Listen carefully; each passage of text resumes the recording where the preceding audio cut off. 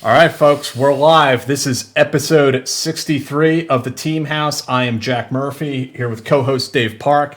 I was saying earlier, a lot of people think that Dave and I are in like separate rooms because we do this tri-screen thing, but like actually we can like slap each other and like steal each other's drinks. We Tickle are in the each same other. room. Not that we're into that. Yeah, but if we were. And it'd be okay though. Yeah, there's nothing wrong with that, you know.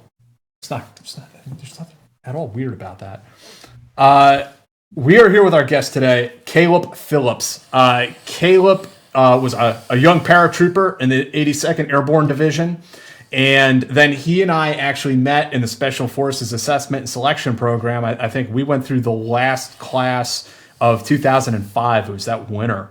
And then we went through the Q course together, and we were then roommates at Fort Campbell when we were both assigned to 5th Group. So Caleb and I go way back. He also did time in the SF National Guard, did time working as a trainer, training other special operations soldiers, and today he's a law enforcement officer. So, Caleb, welcome to the show. Thanks so much for coming on. I know you got a lot of back at Bragg stories to share with us tonight. Yeah, a couple. I mean, you're the star of most of them. You, me, and a smaller group of friends we had. We had a lot of fun and some trouble. I want to say thank you for letting me on, and I'm excited. Yeah, absolutely, man. I'm glad that you're here and you're willing to put up with us, because today is also a special episode in the sense that Dave had promised our viewers that when we hit 10,000 subscribers on the channel, that he would cut my hair, buzz my hair on a live stream. And as you can see, like I have hair like Beethoven right now, except I'm not a musical genius. I haven't gotten a haircut since COVID happened. I actually was walking. My barber here in Brooklyn has gone out of business. They're literally not there anymore. That is sad. Oh, I know a lot of people got screwed, Yeah. especially barbers, gym owners, restaurants, bars. All those folks really got hit hard. So we have it set up. We have a chair over there. We have a camera. At some point during this stream, Dave is going to buzz my hair off, and Caleb will be able to play, it'll be like one of those Veterans Reacts videos, like Veteran Reacts to Full Metal Jacket, or, one of those kind of things. Veteran Reacts to Call of Duty video. It'll be like that. Or Caleb will basically call us a bunch of fuck mooks while, you shave my hair off. Well, and I believe I'm gonna have some help with that, right? Yeah, my daughter is over here, and she's like raring to go. Like, yeah, we're cutting Dad's hair off. Yeah, she's giggling about it already. So let's get started. My first question for you, Caleb, and this is the big one. This is the important one. Why is it that the airborne infantry is so much better than all of the other types of infantry? Well, it's due to the extensive training we received in a 3-week school that is primarily based on running slowly in formation. That is why we hold ourselves in higher esteem. But in reality, I think a lot of it comes from the fact that most good infantrymen are historians. So we fall in love with the allure and the history of the units that we're in. So that, as a young private coming to the 82nd, that was all I could think about. Like when I remember running down Ardennes the very first time, the legitimate one thing that was rattling around in my mind was that I am a paratrooper in the 82nd Airborne Division now. Fuck yeah. Did I know what that meant? No clue. Did I understand anything about what was going to happen to me? Not at all. But I just knew that I was wearing a Marine beret, I had jump wings, and everybody else did too. So I felt like I was part of, a big historical unit, which, in the face of it, you are. I think as a young man, you get pumped with that propaganda. It's very easy to discount the other units, but there's thousands of young men going to those units too, and they probably feel the same way. So it's a young man thing, I think. That's a pretty good answer, Caleb. That's not so bad. You went into our long and colorful history. You didn't mention, well, I guess you plays into it, but you did not specifically mention our high esprit de corps, which plays into the long and colorful history. Indeed. No, I just assumed. I assumed everybody had high esprit de corps.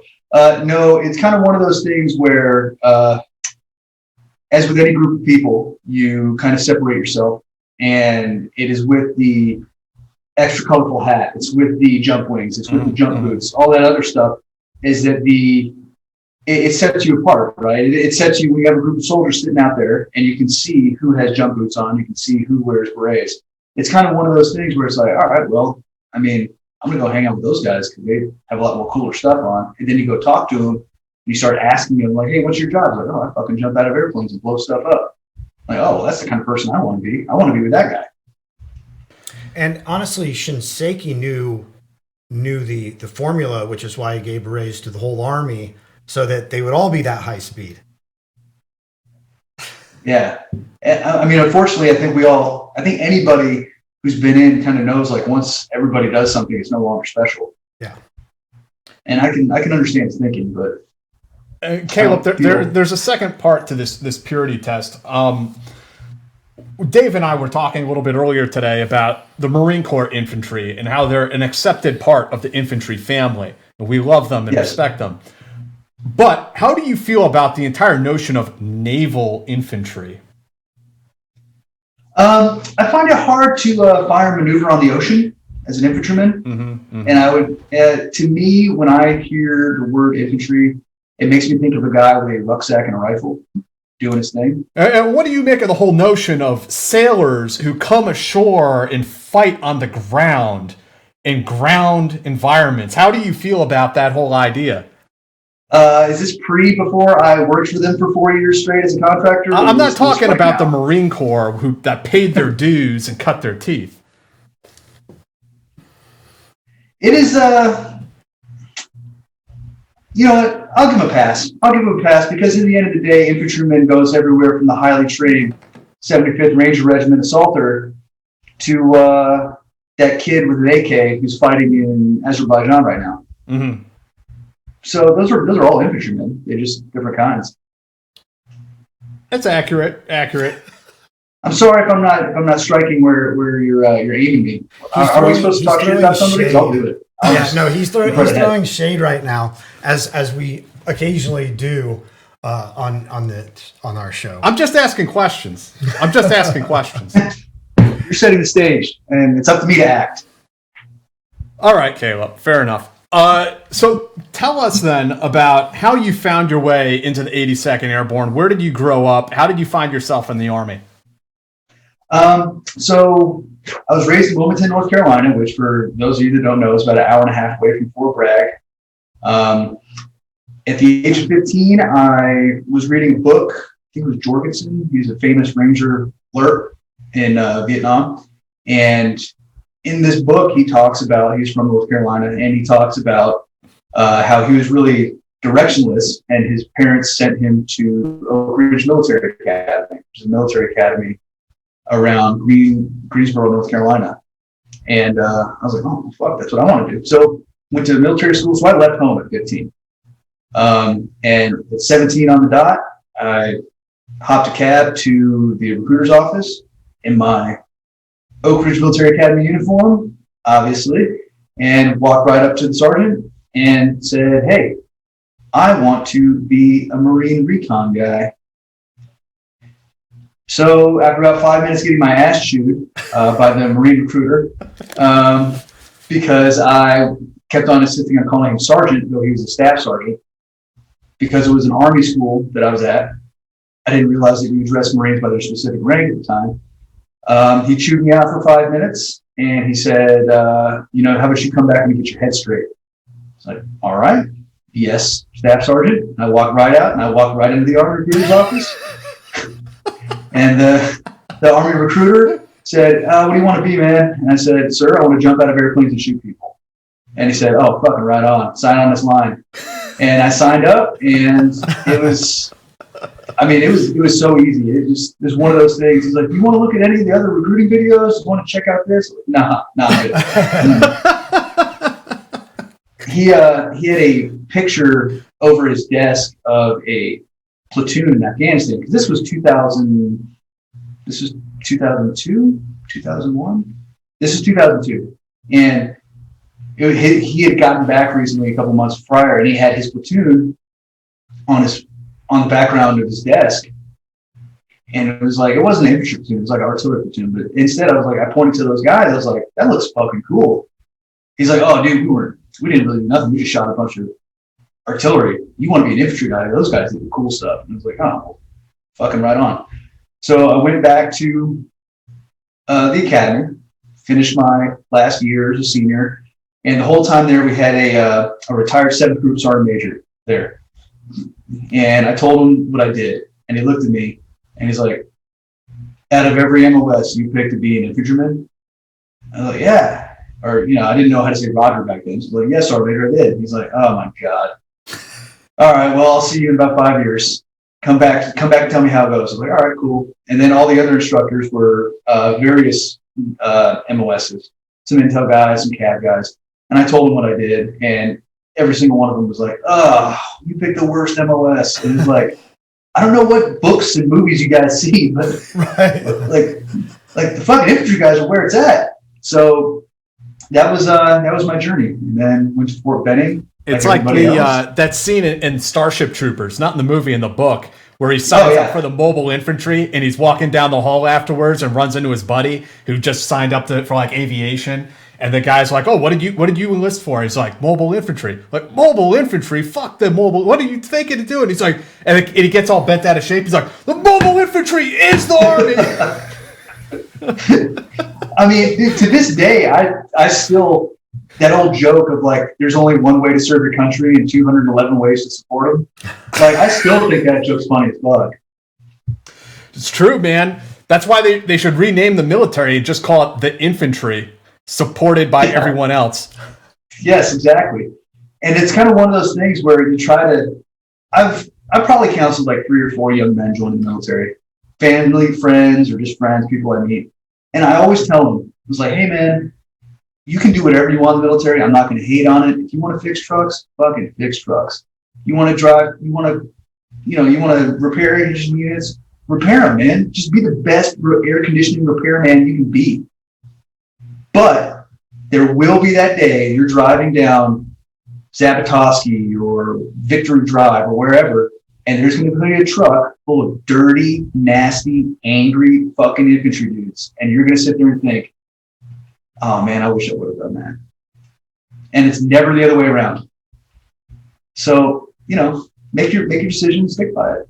Yeah, that's a good point, Caleb. I mean, even if you join the infantry, what people don't understand is like, you can sham the fuck out for 4 years and do nothing. Like, you can just hand out basketballs in the gym.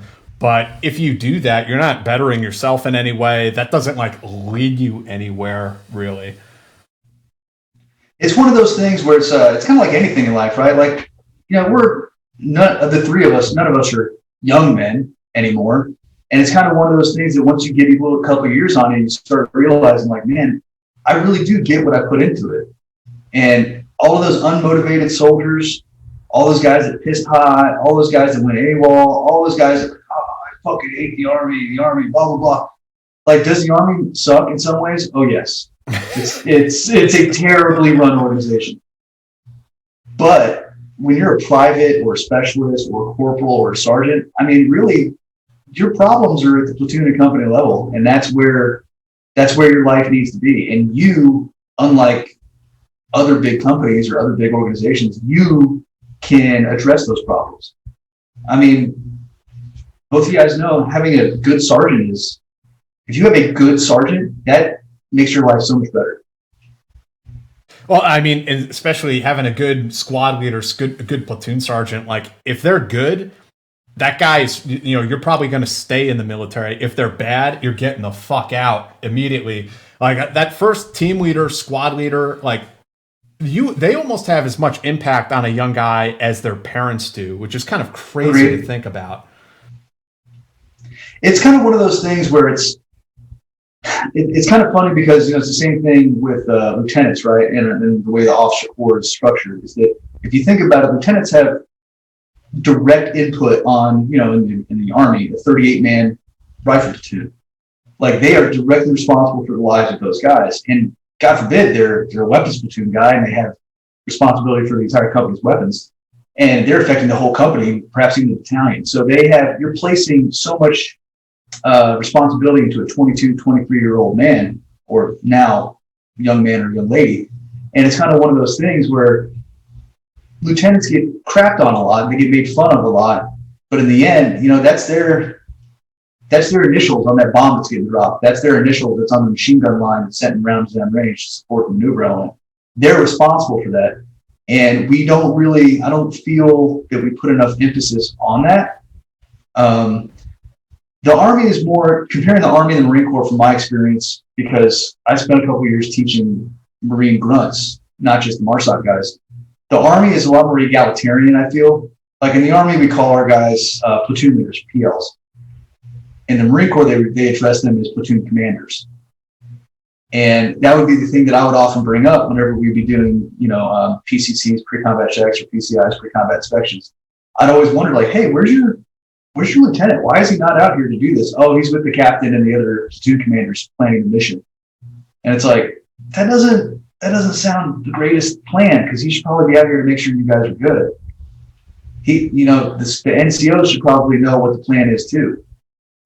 And it's just a different culture that I noticed between the two. Yeah, and the other thing too that I was having a conversation with someone just last night actually is that I don't think a lot of like civilians understand, going back to what you were saying about being a young lieutenant, or this is even true of platoon sergeants in a lot of ways, is you're held responsible for every single thing your men do, not just at work. But if they go out and they get a DUI over a 3-day weekend, like you will have a person get relieved of command, which is just so fucking weird. There's like no other job in America that is like that. Like I'm employed by a big corporation right now. If I go out after this and I do something stupid and get thrown in the back of a paddy wagon, like my boss at that corporation is not going to be fired from his job for that. It's crazy, because if you look at it from one perspective, it's supposed to build leadership and accountability, when in fact it doesn't. It curtails it, because now I'm an upcoming E6 platoon sergeant. My platoon sergeant's gone. I'm a hard charger. I'm trying to bust my ass to get promoted and do right by the boys, and then some idiot pisses hot for coke. Like, what am I supposed to do about that? Yeah. Like, you didn't go make them blow lines of coke on a Friday night after work. No, and that's the interesting thing. Having been in the real world now for several years, I mean, it's kind of embarrassing to me now. But I remember my first year as a contractor, I would talk to my contractor boss about my weekend plans. Like, hey, just let you know, I'm going to stay at home. I'm going to do this, this, and this. And he would look at me and be like, I get it. I appreciate it. I know what you're doing. But I don't give a fuck. I don't care. Like, all right, cool, man. I just want to know I have a plan, and blah blah blah blah blah. He's like, dude, you're a civilian now. That's completely on you. If you get a DUI tomorrow, you're still going to come into work. Like, you may just need a ride. Like that's the difference. And and I think the military keeps soldiers kind of infantile by treating them like that. That like you're a baby and your PL or your platoon sergeant is like your daddy. It's like got to be on top. It's like, no, you're responsible for that. Like if you go to jail, like you pay the fucking price for that. Like I don't want to hear about that shit. And I mean, maybe that's the wrong approach. I can see like that getting out of hand also. If you just say, well, I don't give a shit, because if you don't give a shit, I mean, okay, half your platoon pisses hot or whatever the case may be, ends up in jail over the weekend, and now where's the platoon? Now you only have half a platoon. Yeah.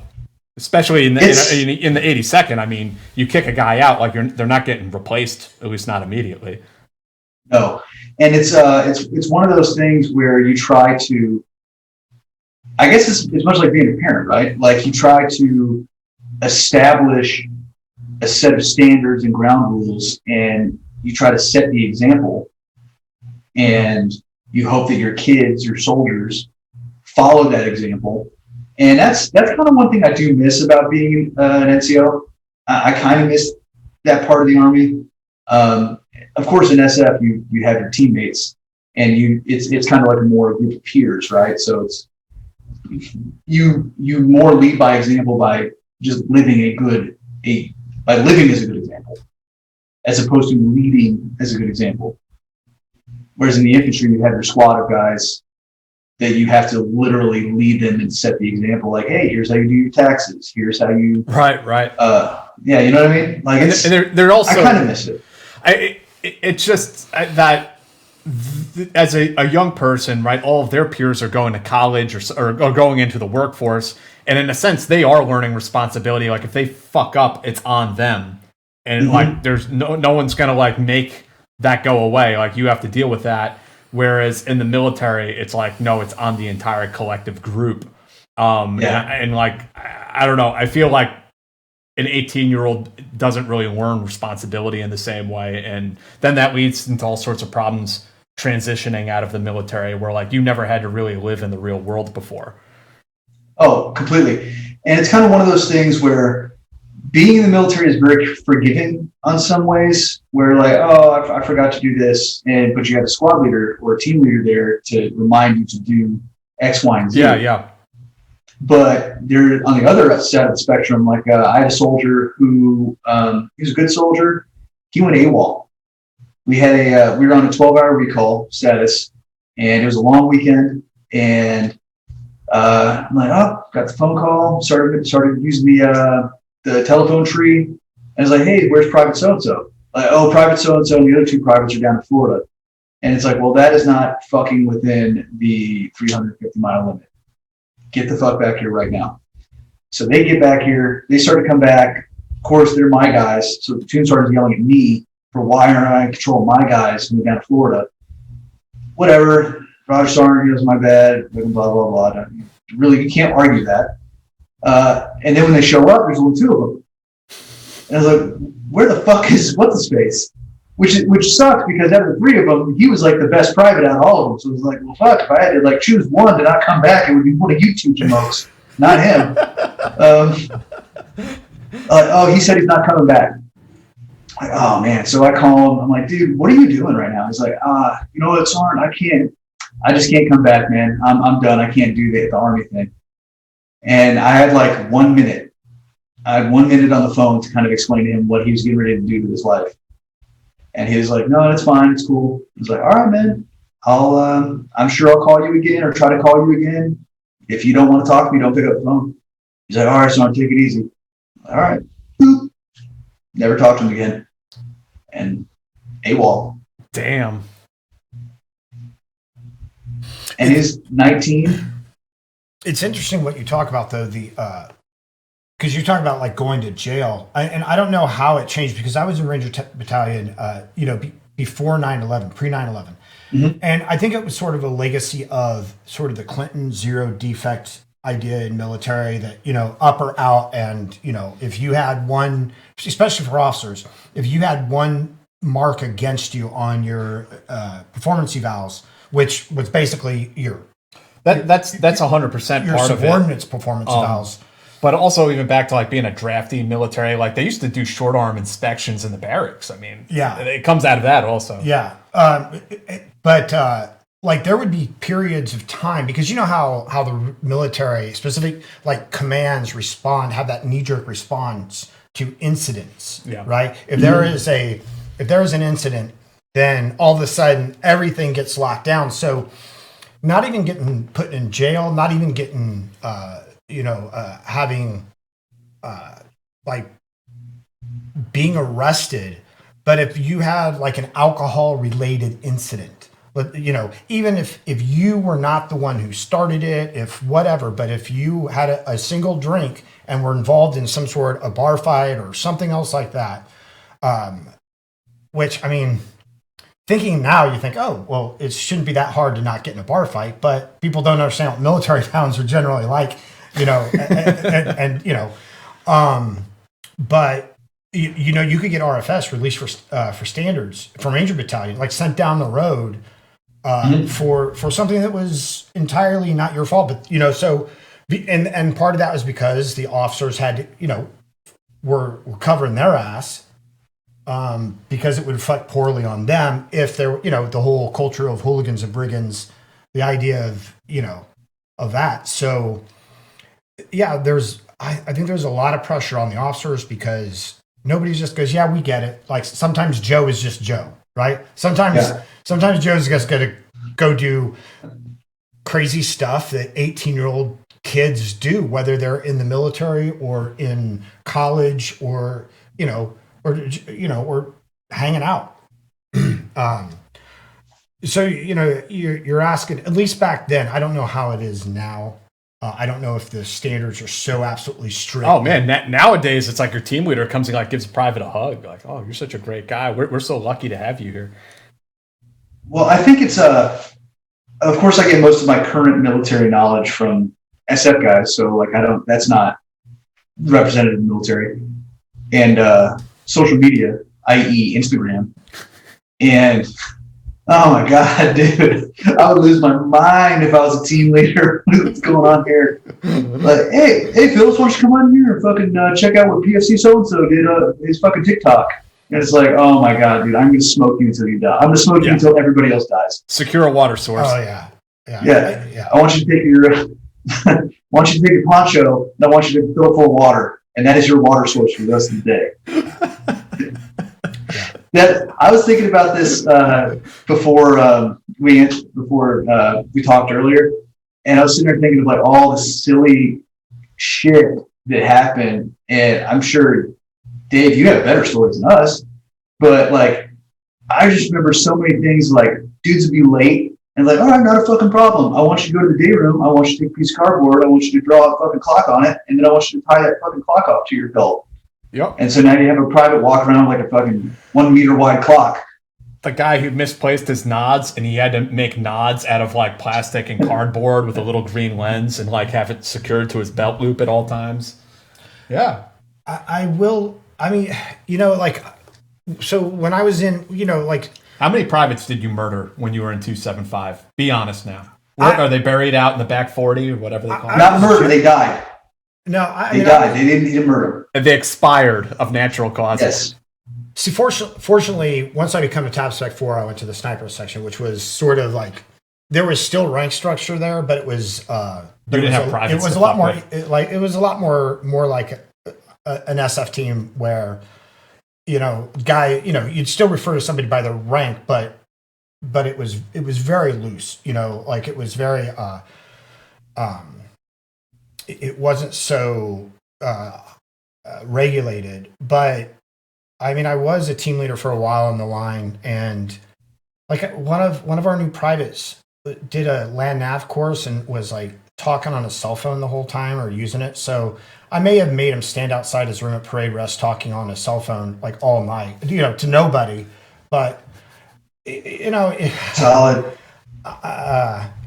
But I mean, I was generally pretty understanding, because I had also been in the Navy where I had been a Navy diver, which was virtually no like not respect for rank, but it didn't matter really what rank you were in the dive locker. Everybody was just, you were just part of the team, But it's funny, like the different cultures, because in the Navy. Like before the whole zero defect thing, like they used to joke that you couldn't become a chief petty officer in the Navy in E7 unless you had at least one DUI. Right? Yeah. That used to be the joke. And then it cracked down so much where having a DUI or, going to rehab, or something like that would ruin your career as an enlisted. And now they're all saying, "Hey, no, come forward so you can get treatment. It's not going to ruin your career." It's like, yeah, okay, bro. No one believes that, Yeah. No, not at all. And I'm not. I am definitely not saying DUIs are cool and people should do that. Yeah, but the culture changed. Yeah, the culture has changed massively, in the military. Well, I think a lot of it too has to come with the Mothers Against Drug Driving, like all that stuff. You're blaming the mothers, Caleb? I'll do it. I'll go there. I'll be daring and I'll go there. No, I think back in the day, it was easier to be like, oh, well, that was Army life or that was Navy life. Right. And I think we all knew guys like that, really good NCOs that, once work was off, they would just go fucking pound a six pack. Yeah. And I think it's one of those things, maybe you can do a deeper dive on this that maybe it was PTSD or whatever, but it's kind of one of those things where it's like, oh man, Sergeant so-and-so, yeah, that dude's from Ranger Battalion. He's awesome. He's a great guy. But then as soon as 1600 hit, he'd be 3 or 4 beers deep. Right. And that's where, at least with my experience, that's where the hazing occurred. It wasn't you have to fucking tie off this brick and carry it around all day because you forgot your gun somewhere. That's cool. That's legit. That's training.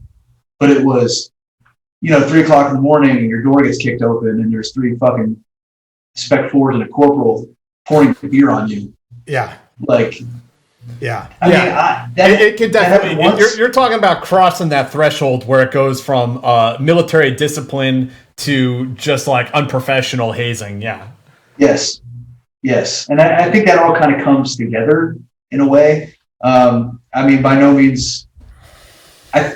I think it's kind of funny that we train and we prepare young men for hell, for war, and then we get upset when they take those same reflexes and those same ingrained attitudes and bring it back here. Well, also that the Ranger Regiment, and it's probably the same in the 82nd, like you have these privates, they're like 18-year-old kids, and you just wind them up and fuck with them and like most people just don't get it, like the way your team leader and squad leader fucks with you, plus how the bureaucracy of the army just fucks with you, and you stand out in the rain all day and you're told you're a piece of shit, but also you're the best soldier in the military and you can do anything. And then after that's all over, 3-day weekend, guys, see you on Tuesday.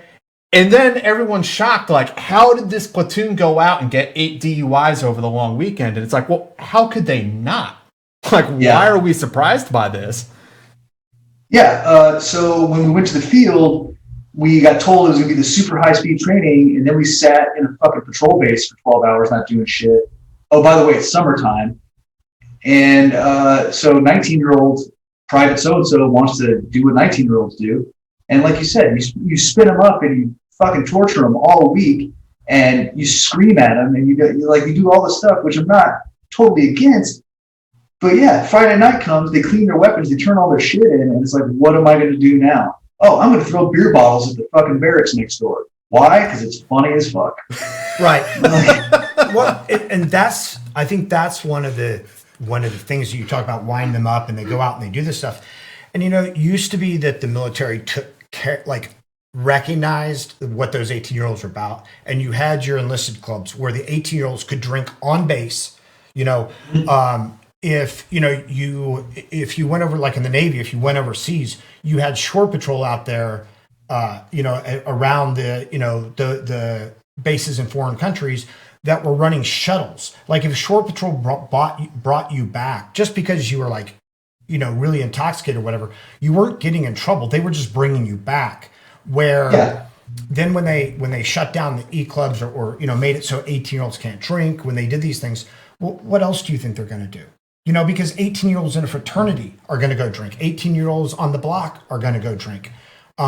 Shore leave in Thailand. What could go wrong? Right. Well, and the thing is that like, if you accept that and you prepare for it, I feel like the military used to, and obviously it was too much one way for a while, right? There was too much, it was too lax, like post-Vietnam and stuff. But then if you recognize that, hey, these, especially now that we're asking these young men and women who are I don't want to say they're kids because they're not, but what we're asking them to do and to sacrifice, and then they come back and it's like, okay, because you're not 21, if we find out that you've had a drink anywhere, you're done. Yeah. We're gonna start over.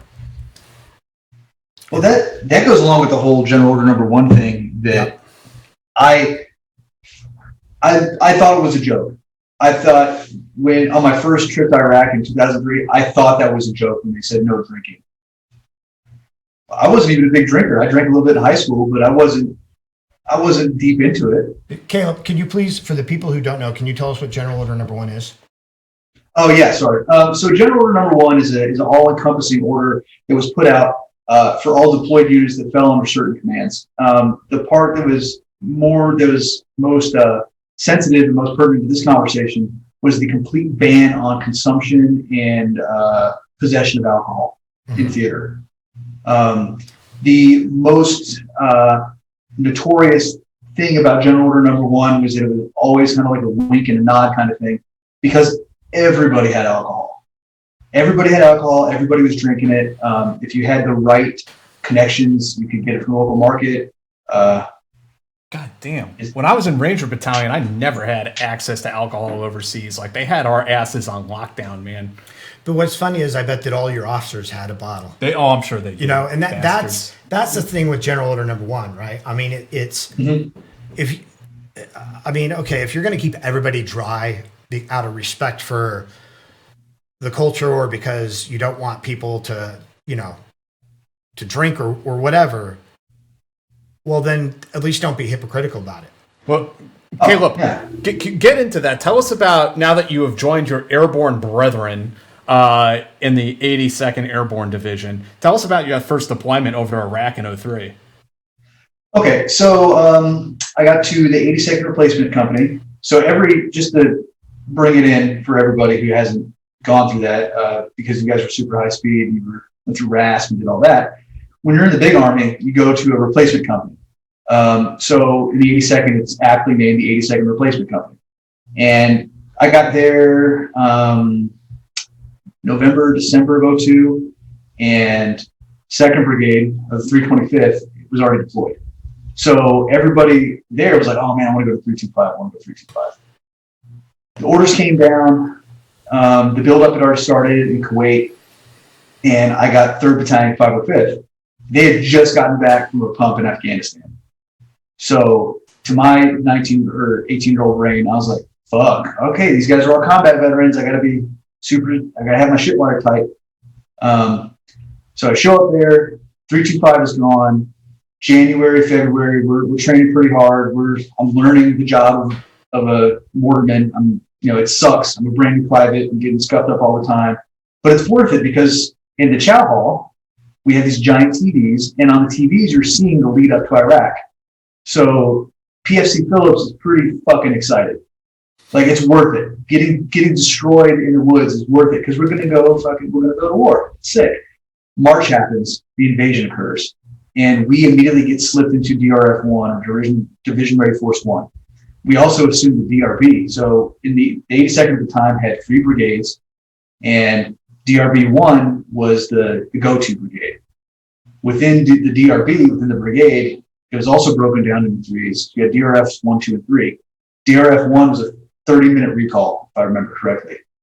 So all your stuff was packed, all your vehicles, all your ammo, you had it all. It was ready to go. And we were on DRF-1 for the invasion.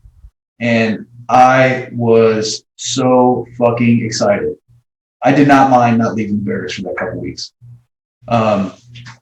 So rumors started, and the sandstorm hit, the famous sandstorm that slowed down 3rd ID and 1st Mardiv, and everything got locked down. So then we got the word. 75th Rangers is jumping into BIOP, Baghdad International Airport, formerly Saddam Hussein International Airport. 75th is going to jump in, at night a week from now, and we're jumping in the next day to reinforce them. We're going to be the only Allied forces there, and it's going to take between 24 and 48 hours for ground forces to reach us. So pretty much the Call of Duty, Medal of Honor, fucking World War II, like everything wrapped in one. PFC Phillips was hard as fucking rock. I was ready. And similar experience, Caleb, in the sense that I was going through RIP when the invasion happened, and so I'll let you continue. But yeah, the regiment was planning for the jump into BIOP, and it was largely presumed to be a suicide mission, essentially. Oh yeah. They so that one of our things that they gave us, because we obviously had our deployment, our D bags and our C bags prepped and ready to go. And one of the things they told us was, because on the traditional deployment list, it was like 4 sets of uniforms. And they told us, like, all right, dude, take 2 of those out, put a couple more trash bags in. And it was like, why? It was like, well, because we need the trash bags to bag your shit up. Because most of you would fucking die. And it was like, all right, cool. Like, whatever, man. Like, hey, let's do it. Like, PFC Phillips and his fucking motor section is ready to go. Like, it was. Did it make you pack a body bag in your rucksack with, and like, stencil your name on it? Yes. but it was a trash bag. It wasn't a body bag. I mean, like that was the thing is we were laughing and joking when we took our death photos because it was like, dude, this is gonna be fucking sick when we get killed in biop. Like that's the thing I don't think people understand about combat arms soldiers. Like, if you just tell an airborne infantry battalion, like, yeah, dude, you guys are going to jump into the enemy capital and you're going to have like 6 out of the 10 of you are going to get killed. Oh, yeah. Everybody's like, well, it sucks for those guys who are going to die because I know I'm not. And that's the thing is that I think that nobody ever thinks that's going to be them. Yeah. And for those of you who don't know, BIOP is the Baghdad International Airport. So that was going to be the they were going to jump all 3 Ranger battalions in, and I was not in Ranger battalion yet, so I heard about this after the fact from other guys. That it was the objective area was massive. They had like fire teams clearing like barracks by themselves. And then 82nd was going to jump in to reinforce them. But yeah, I mean it was projected, everyone's like, yeah, this is a one-way trip. Yeah, it got to the point, we got so close we actually got on the buses and we went down to Green Ramp with all of our shit. And like our Alice packs were rigged. We had everything ready to go. Like it was so new. We still weren't even sure how you were going to jump with body armor. So we just had the body armor on pallets. We were going to jump with LCEs. No body armor at all. And it's kind of one of those things where like we got down to BIOP, we sat on the buses, and then the buses took us back to the barracks. I mean, the excitement was only comparable to the disappointment driving away. Because it was like, what the fuck? The war's that way. What are we doing? And it was like, oh, I don't know, maybe tomorrow. And it's like, all right, maybe tomorrow. It was just like getting Band of Brothers. No jump tonight. Except I got to go play Xbox in my barracks room. So I sit on the field. But so that happened. And then we got stood down. Then it went from invasion to occupation. And we got the warning order June or July, excuse me. And we got turned from an airborne infantry battalion to a motorized infantry battalion. And we got like fucking, I think 140 Humvees. So each squad got 2 Humvees. And then we trained on them. Everybody, like I did the best driver's training I've ever received in the military. They pulled me to the Humvee. They told me how to turn it on. And they said, hey, you got a fucking driver's license? Yes, Sergeant. I'm like, good. This is a Humvee. It's just like a car. Don't be an idiot. And they gave me a fucking license. I was like, oh, right on. That's how I thought driver's training was in the military until I got to group. Like, that's legit how I thought it was. I was like, oh, yeah, I got a fucking driver's license. We're good. No. So we get to Iraq. We hang out in Kuwait for a week. And I think that, like, oh, man, this is war. Because there, it's, all those big-ass receiving stations were there. And I was like, oh, this is war. This is kind of fucking boring and let down. And then we get transported to Iraq. And this was August of 2003. I had just turned 19. I turned 19 the day before we went to Iraq and got my ass beat by my platoon. So I'm still all black and blue and kind of raw from the beating they gave me. And I remember the C-130 is going in. I'm like, oh, man, C-130 been on plenty, salty-ass 19-year-old PFC. And all of a sudden, it hooks like a hard bank, and they start spiraling in. I'm like, well, what the fuck is going on? And they're like, we got to watch out for AAA. And in my mind, I'm like, that doesn't make sense. The war's over. Whatever. Let's war, man. And I just remember like landing and thinking, like the first couple of guys, no shit, ran out of the bird, like with their guns up, like ready to do this. And I remember seeing the air crew who had already gotten off, like, because they've probably seen this hundreds of times. And they're like, all right, fucking Rambo, get off the airplane. And oh man, it was just a very surreal event. Because it was still 2003, man. There was still broken and burning and destroyed shit everywhere. Right. It was awesome. It was great. I mean, you would see convoys of trucks come back in, bullet holes everywhere. Half the side of one would be burned off, and it's like, as a new guy, you're like, I don't know what that is, but that looks fuck. I want to go wherever they were. And then you find out wherever they went, they just drove down the road. Yeah. It was an exciting time. That was the first time I'd ever seen a Bradley. And you'd think, being an infantryman in the Army, you'd see our premier armored personnel carrier, but as an 82nd guy. No, we already covered this, Caleb. We are talking about the airborne infantry. The mechanized infantry is a whole other thing. Yes. You should have seen the company of paratroopers standing around this Bradley. If there were sticks, we would have poked it with a fucking stick. We had no idea what this thing was. We're all like, that's a big ass 50 cal you got out there. Oh, it's 20 millimeter. Oh, 20 millimeter. Like looking at each other like, how fucking big is that? You know, it's like, just a bunch of apes standing around this machine. Yeah. And the guys in the Bradley were like, so you guys like walk around like with no armor and stuff? We're like, yeah, how else do you infantry? I don't get it. Like, what do you mean? So yeah, we went to our first place was Fallujah, a place called Camp Mercury. And we got there and we replaced one Panther, or 1st Battalion 505th. And they left. It was like that fucking, what scene was it? It's kind of like that part in Red Badge of Courage where the guys are like running through the battle. They're like, oh, don't go that way. It's the fucking battle's that way. And like these one Panther cats were like, bro, it's fucking, they had. Is this Bravo Company? Yeah, dude, this was nuts. They're like, oh man, there's fucking body parts everywhere. And it's just like, of course, we're fucking stoked. We're like, oh yeah, cool. So we show up, and the first day we show up, 2 or 3 Bradleys from 3rd ID, who was also in the battle space, they get fucking lit up with RPGs, and like 5 or 6 dudes get killed. And our chain of command is like, all right, let's pump the brakes. We don't have armored vehicles. Why the fuck are we going to send these guys with a meat grinder? Right. So we got replaced with a mechanized unit. So now we're an infantry battalion without a home. We don't know where to go. So the battalion commander just starts sending infantry companies out to. He looks at the map and he sees where's the most remote, shitty places, and he starts sending infantry companies there. We ended up in a place called Mahmoudiya, place that I think is called Fob Panther at one point. I can't remember the name of it now, but it's a small town about 20K south of Baghdad. And it was an old chicken factory, an old chicken processing plant that we took over from 1-8 Marines, some Marine unit. So we took it over, and it was terrible. There was like one strand of sea wire. It was like some Vietnam shit. And they had piss tubes, and they hadn't showered in a couple weeks. And like we rolled up there, and we're like, where's all like your machine guns and like your walls and your defenses? And like, oh, fuck it, man. This is how we do it. And it's like, all right, cool, bro.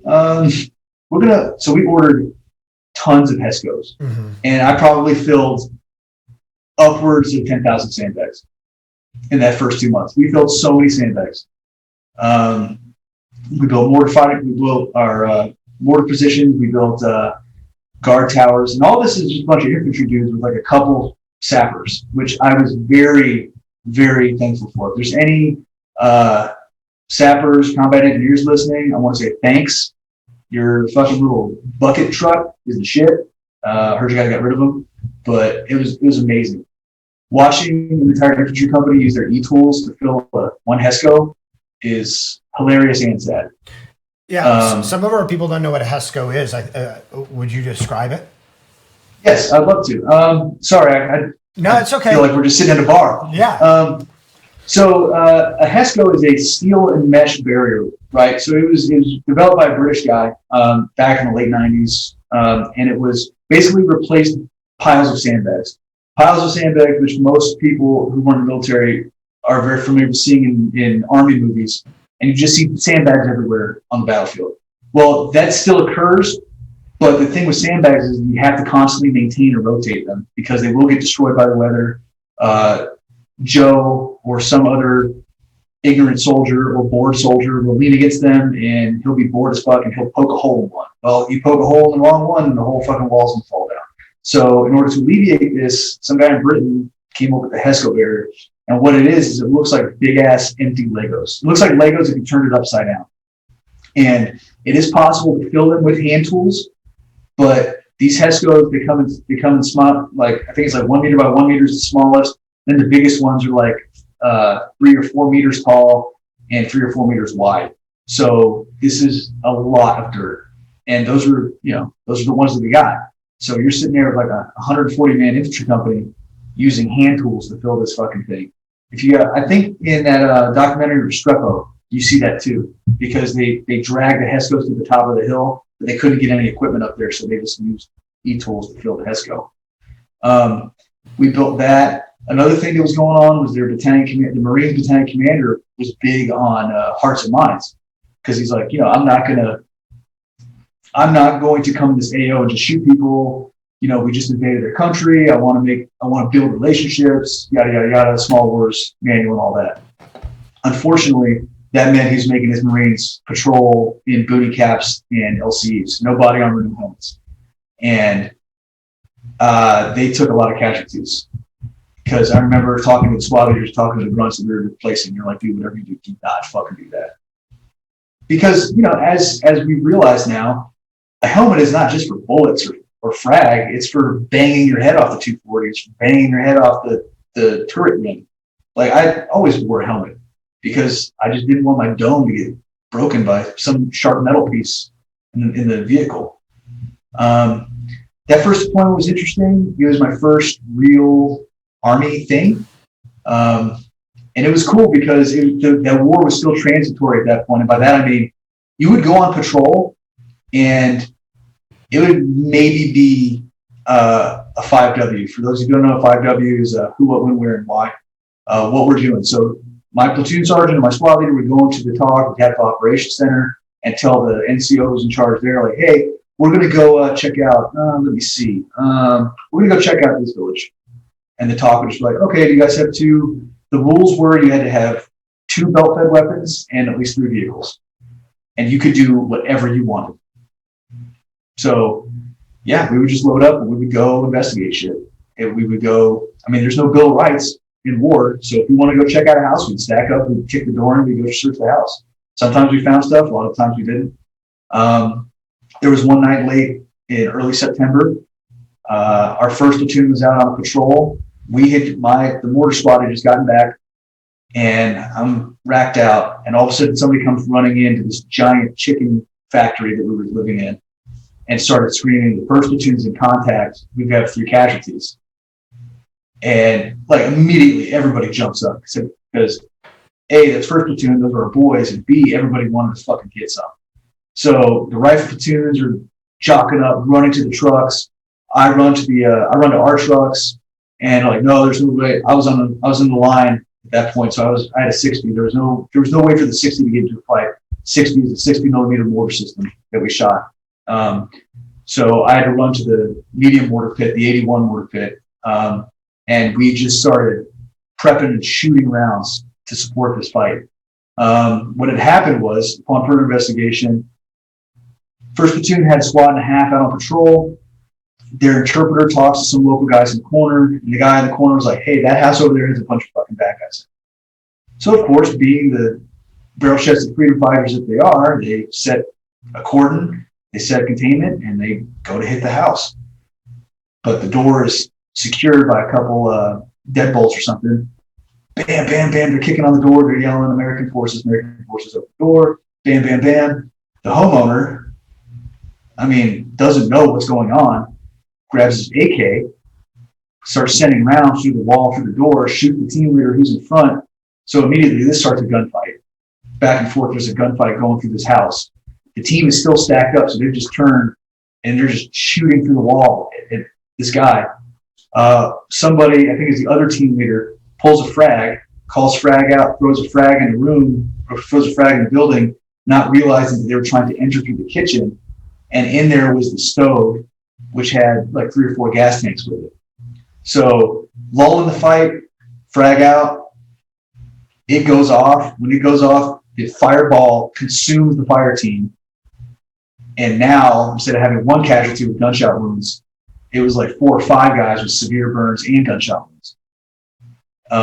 But, war is war. The rest of the platoon showed up. They coalesced on the target, and they pushed the squad through, and they shot everybody in that house. Because they couldn't tell what was going on, right? They just took a whole fire team's worth of casualties.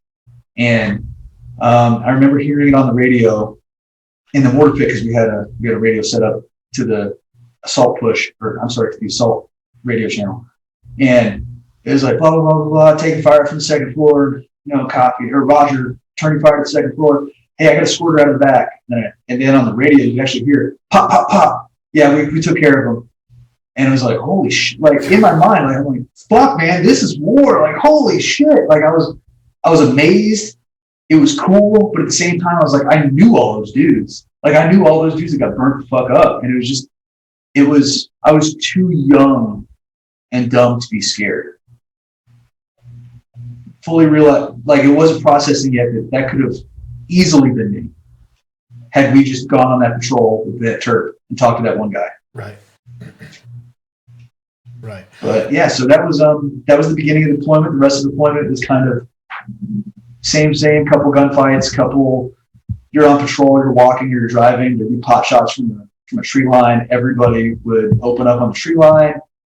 You launch a dismount element to go check it out. Sometimes you found something, sometimes you didn't.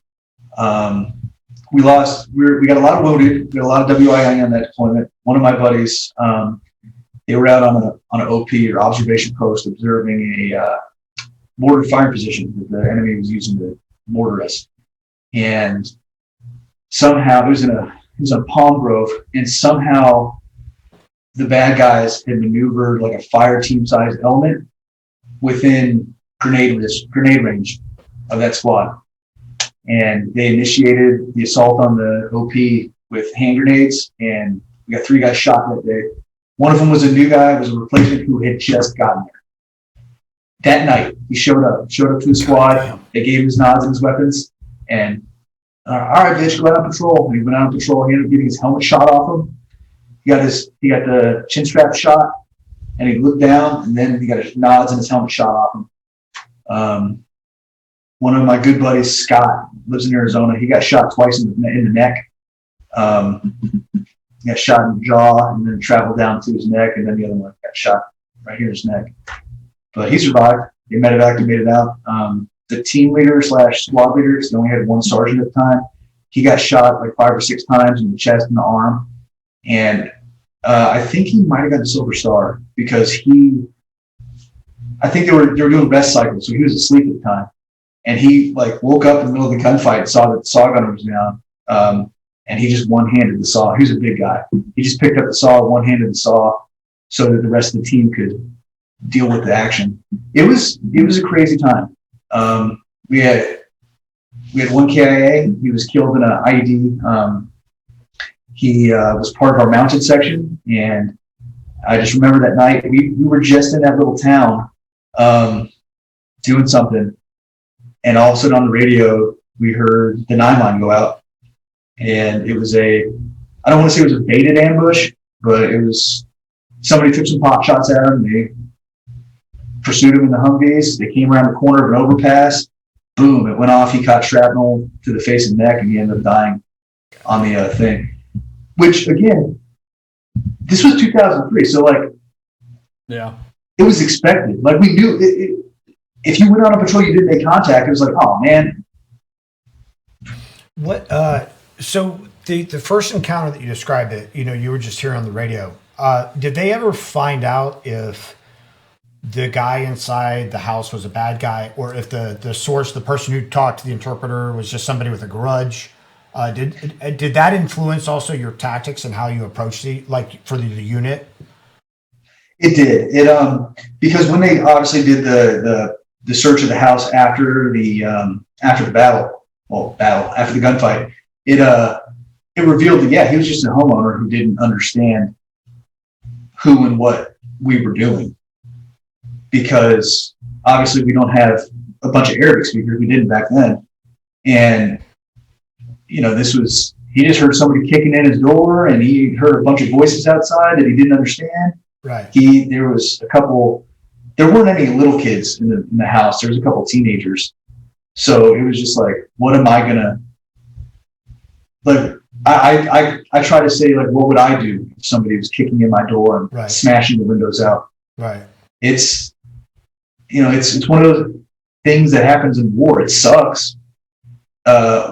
One positive that came out of it was that our intel guys that were attached to us at the battalion level realized that the local population knew not to fuck with the guys with the weird patch, because it was one of those things that led to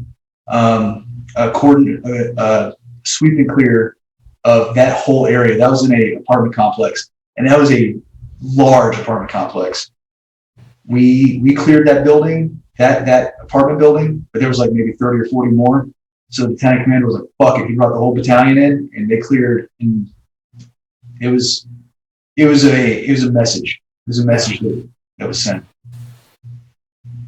So, and you get rotated back home, and what happened next? You went through the whole training process again and went back out the door, or how did it work? Because I wanted to get to Hurricane Katrina also.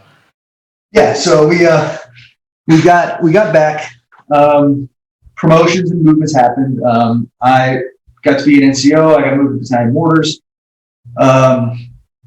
Things are going on. The Army reorganized from 3 infantry battalions per brigade to 2 infantry battalions per brigade and a CAV unit known as a RISTA squadron, reconnaissance, surveillance, and target acquisition. So we went from a light infantry battalion to a cavalry unit, except, lucky me, I got to stay in the light infantry company of that cavalry unit. So everybody else got rides except for our company.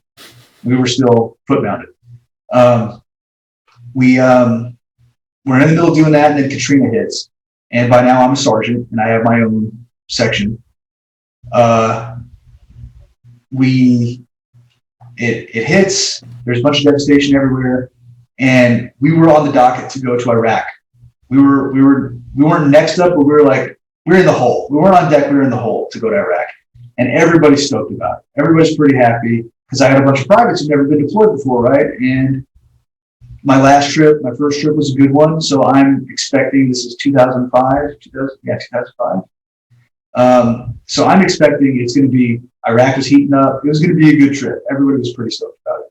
So we were DRF1 again, and Katrina hits, and we're watching all this shit go down in the chow hall, and like, oh, we're talking about deploying the United States Army, and we're like, look, I feel sorry for whoever has to go do that shit, huh? And it's like, yep, you guys are ready to go. The call came out, and we're all sitting there looking at each other like, we're paratroopers designed to go smash things. Why are we going here? Mm-hmm. Whatever, man. It does what it's told. So we started getting ready. We had about 3 or 4 days work up, and then that's when the rules started to come down. The rules and the directives started to come down. It was like, hey, take all the patches off your stuff. We're not taking any belt-fed weapons. We're not taking any nods. Leave your body armor here. No bayonets. Like, all this stuff started to come down, and it's kind of one of those things where it's like, the news is sensationalist anyway, but when they started talking about the chaos and all the stuff that was going on down there, it was kind of hard to take seriously. It's like, you want me to leave my body armor? You want me to leave my nods? You want me to leave my helmet? Why? Like, they're shooting people down there. Why? How is it any different if an American citizen shoots me, vice an Iraqi shoots me? So as a shadow government, the medium and junior enlisted guys, we all started packing body armor and nods and saws and 240s, found their way into bags and tough boxes. The Spec 4 Mafia came through. Yeah, the Spec 4 Mafia came through. We can't let officers plan things. Like, that's too important to let them plan. So yeah, and you could see there was my first time actually noticing the dividing line between enlisted and officer, and guys who joined to go fight and guys who joined for this belief in what they thought the right thing was. So you have a lieutenant. I remember this very vividly. A lieutenant getting into an argument with his platoon sergeant and his squad leaders, and because this lieutenant was very adamant, he's like, "No, they probably shouldn't even give us ammo because I'll never give you the order to fire on anybody when we go down to New Orleans." And the platoon sergeant and squad leaders looked at him like, "You're fucking retarded. If somebody shoots at us, we're going to kill him." And I know this for some watching, it's going to be shocking, but hey man, I don't care where you're from or anything. If you shoot at me and you shoot at my friends, you've you have made your choice. I wrote an article recently, a few months back, about exactly this scenario playing out again, but in Washington D.C. with the 82nd Airborne, the I think they're called GR, the Global Response Force, spun up, deployed. They made it down to Fort Belvoir. Thank God they never were deployed to the streets of Washington D.C. But like we came this close to some really bad stuff happening. And it's not the fault of those paratroopers. They were doing what they were told to do. They went where they were told to go. But they, from my conversations with sources, they felt that each soldier was being asked to individually decide where they stand on constitutional issues. Like, is it appropriate for me to be deployed onto the streets of Washington, D.C. and potentially have to quell a riot, with live ammunition on American soil? Is that the right thing for me to be doing? Well, because they're two different scenarios. Yeah. We didn't really have that much, for us, it wasn't that much. It was humanitarian relief primarily what you were down there for, right? Yeah, it was. But then when you start to think about it, you're like, what if we what if we get shot at? It was kind of one of those things. I remember a first sergeant from the 82nd got relieved because they had their little zone of control and there were gunshots that night. So he went with a platoon to go investigate. They investigated the school and they found shell casings on the ground and obvious signs of firearms. So he had his boys lock and load and they cleared the school. Because this was the critical infrastructure area. This is what, since 2003, they've been talking about, COIN, counterinsurgency. This is critical infrastructure. We need to make sure the school is safe. So they cleared the school. And he just so happened to do it in front of a camera, a news camera. Oh, really? Yeah. So he got fired for that. Wow. And was there so the guys were clearly issued ammunition. Yes. But were they given an ROE? I mean, my question is, did he do anything that was in violation of the rules of engagement? We were issued, I want to say 60 rounds apiece, and they were accounted for by round.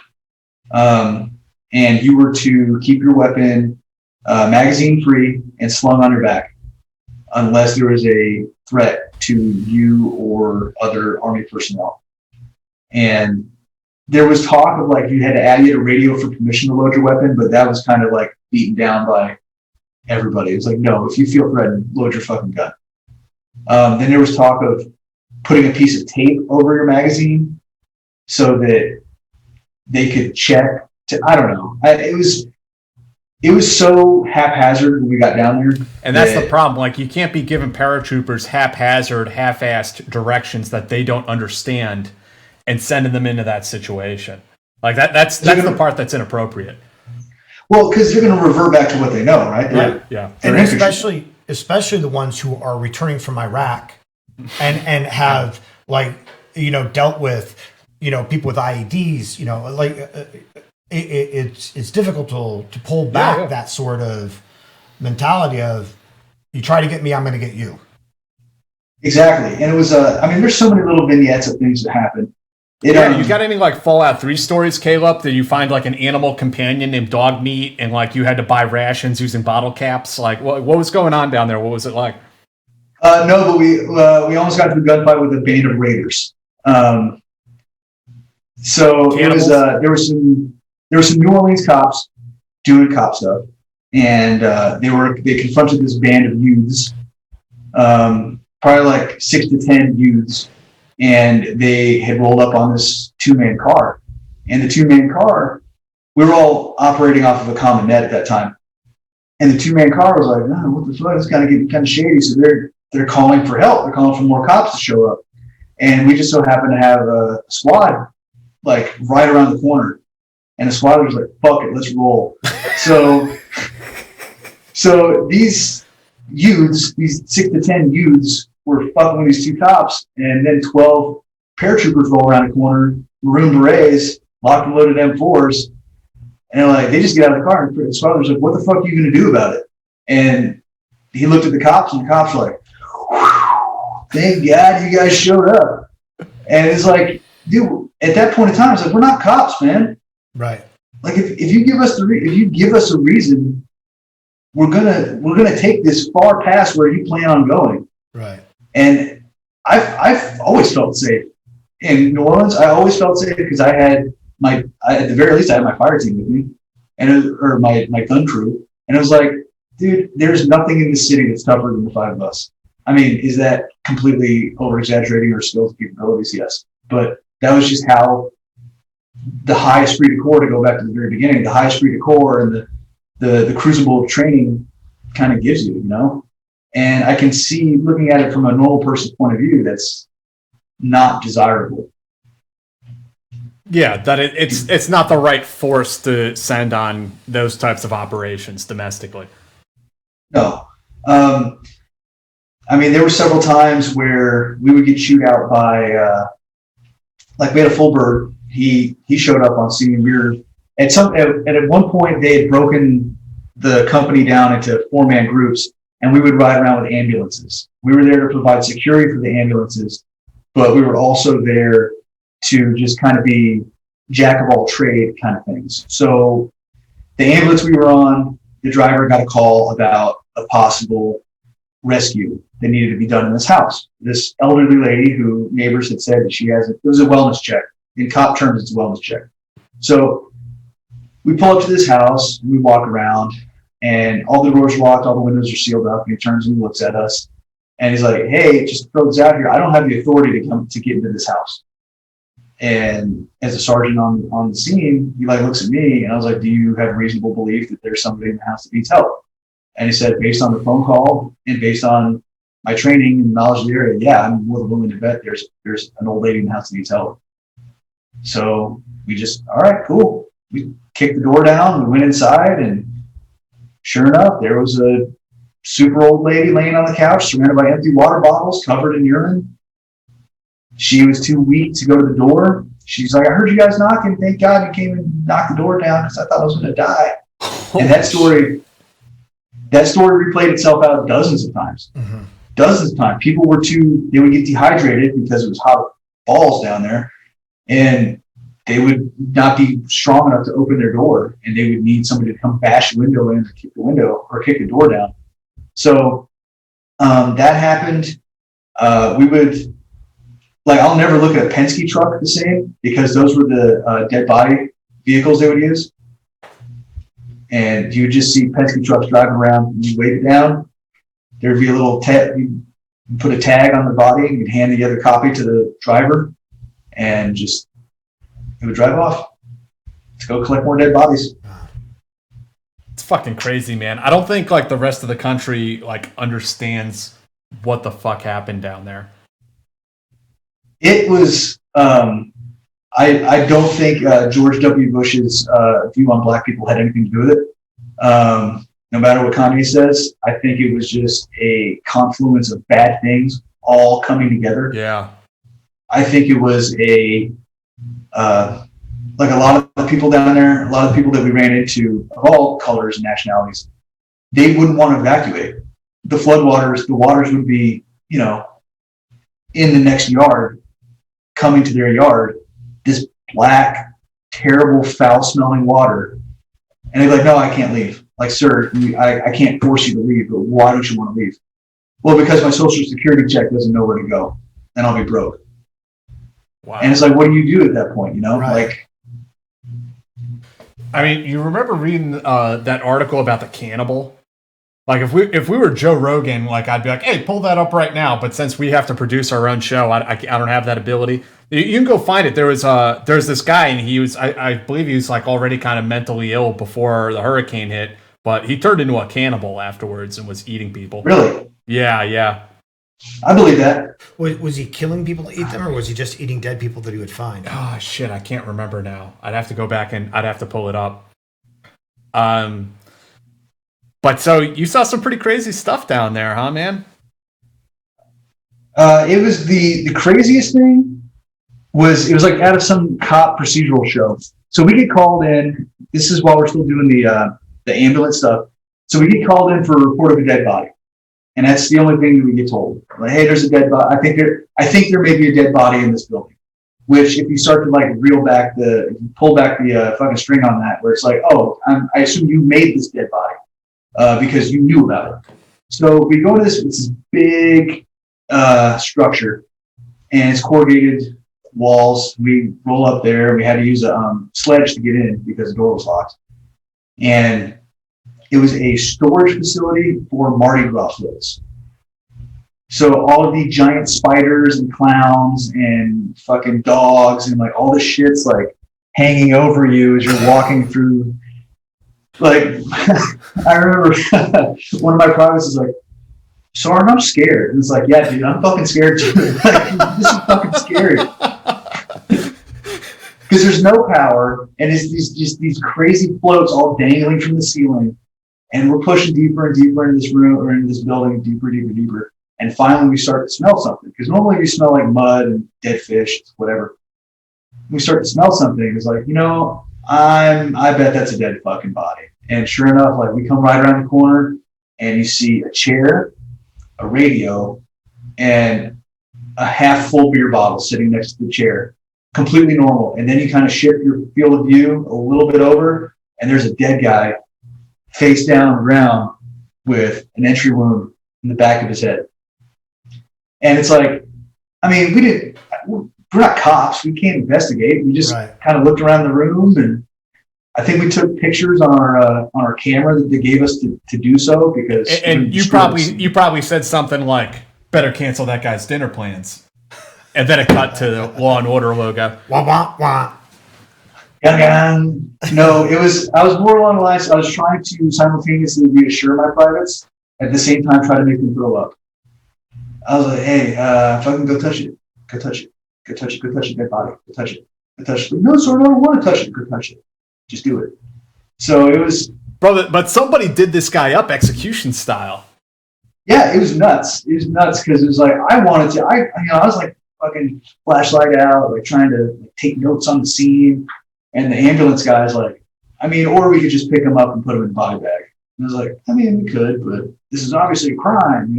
I'm 21-year-old Caleb Phillips, and I want to solve this crime. Right. And he's like, or we could just throw this dead body in the fucking body bag and just get on with our day. So I was like, all right, fine. Dude, it's the perfect place to commit a murder in the middle of a natural disaster like that.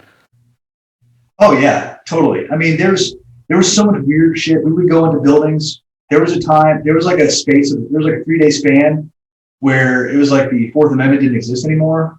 And it was like, kick in and clear every house. And it was like, God, fucking roger that. All right. And then we would just go down the road, kicking in houses, kicking in doors, and searching houses for people. Not for nefarious means, but just for dead bodies or for people who needed help. People trapped and stuff. People trapped inside. And it was just one of those things where it was like the iconic diamond shape that you'd see spray painted on the building, where it'd be a diamond, and it would be like a 0 and a 1 and a 2 and a fucking unit. Like, that just became, much like in every other military operation, that just became a metric. And it was like, all right, Bravo Company or Charlie Troop, you need to clear 150 houses today. All right. And then you would just go out and fucking kick in doors and search houses. So how long were you guys down there? We were there for a month. All right. So Caleb, after seeing that whole disaster unfold as a young paratrooper and seeing our government's inability to deal with what was going on in New Orleans and Louisiana, did that introduce any tinge of skepticism in the back of your mind about our capacity to pacify the insurgency in Iraq?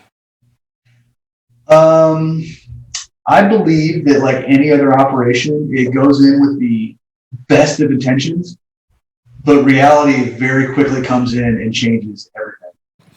Because on paper, it makes a lot of sense, right? Like, we're much like Iraq. We're just going to shove all this military power down there, right? And they're just going to do what they want to do. And it's the guys on the ground who are like, well, this really isn't going to fucking work the way you want me to do it. Right.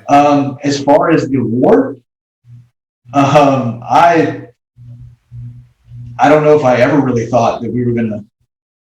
Like, I think at the beginning, I was like, yeah, we're going to fucking win. We're Americans. It's what we fucking do. And then it was just like, near the end, like, especially after becoming an SF guy, I I don't want to say that I didn't care about the outcome, but it was like, oh, it's war. It's what humans do. I'm just going to go do what humans do. Right. If we win this one, we win it. Like, I'm not personally invested in it because I can always just go back to the land of the big PX and live the rest of my life. Fuck, Right. man. Yeah, like on the operational and tactical level, I think guys were trying their hardest. But much like in Iraq and the Middle East, at the strategic level, it was just not. Yeah. The sight picture was too small, and you were shooting too close. They didn't realize that there were targets farther out, and I don't know how we fix that. I don't know if we can. Right. And I mean, one of the things too, I think that, and you can answer this. Once you got to SF, not only was it I don't care, but was it a question of I don't even know what it means to win? Like we don't even know what the goalposts are anymore. Yeah. What does it mean to win here? And that was kind of it was a not a lack of purpose, but it was kind of one of those things in New Orleans too, where it was like, all right, cool, man. Like, we're here. What are we here for? You know, I'm here. I have my rifle. I have my beret. Do you want me to sit on this corner? Okay, I'll sit on this corner. Well, what is it for? Well, it's for looters. All right, cool. Well, what if looters show up? Can I shoot them? Well, no. You're like, what?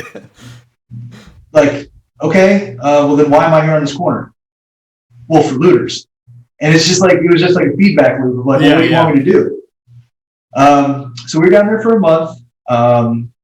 Came back from that. Then went to selection. That was in September, October, and then that was when I went to selection in November. We went to. How long had you been thinking about? So, like, at what point did being SF enter your mind while you're in the 82nd?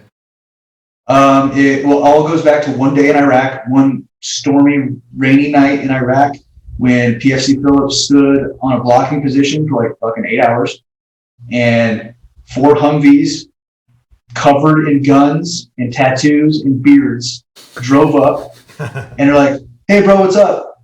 I said, "Nothing much, sir." And he's like, "Oh yeah, dude, it's cool. Just don't go down this road, all right?" Okay. And then it just drove right around me, and I heard a bunch of gunfire and explosions and saw tracers. And then 45 minutes to an hour later, they drove past, and I was like, "Who the fuck was that?" I'm like, "Oh, those are the SF guys." And I was like, "Oh, bro, that's what I want to do." I mean, I don't know. You guys have done a lot of interviews. How many people is that the normal answer? Like, that's. Yeah, and we've been interviewing a lot of Vietnam veterans lately, and the story you hear over and over again is, I didn't want to just go out. Like, I wanted to be where I had the greatest chance of surviving, so I wanted to be with guys who knew what the fuck they were doing. Like, even if they were drafted, like, I want to be with competent dudes, so they'd end up in Marine Recon, Scout Snipers, Special Forces, LRPs, you know, those kind of units. Yeah, I guess because just the generational thing and the difference in conflicts, like I knew dying was a possibility, but it wasn't like really a worry so much. It was more, here I am covered in mud, just sitting on this fucking blocking position. And those guys went and did it and left. Well, let's buzz my hair off, and then we'll get into some SF stories. We'll talk about SFAS and the Q course. I mean, we might actually have to do another episode about like your time in Special Forces, because I'm afraid we're going to run over with all the funny Q course shenanigans. We'll see how it goes. Okay, I'm here. All right, Caleb, you get to. I'm not going to be able to hear you, so you can give like I said, the Mystery Science Theater 3000 commentary, and I'm going to change the camera view so you guys can see what happens. All right. Actually, it would be cool if I could bring Caleb in on a little like sub square here. You can also wear the headset that's coming right off the new tech. I guess you could, Dave. I could, yeah. What's the point of me? You're cutting my hair. I'm not going to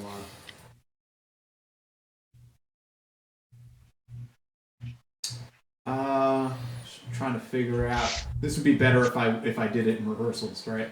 Okay, we're just going to go for it. Jack, Primark's saying Beard has to go, but I'd say Beard goes at 100K. Nobody's touching my face armor.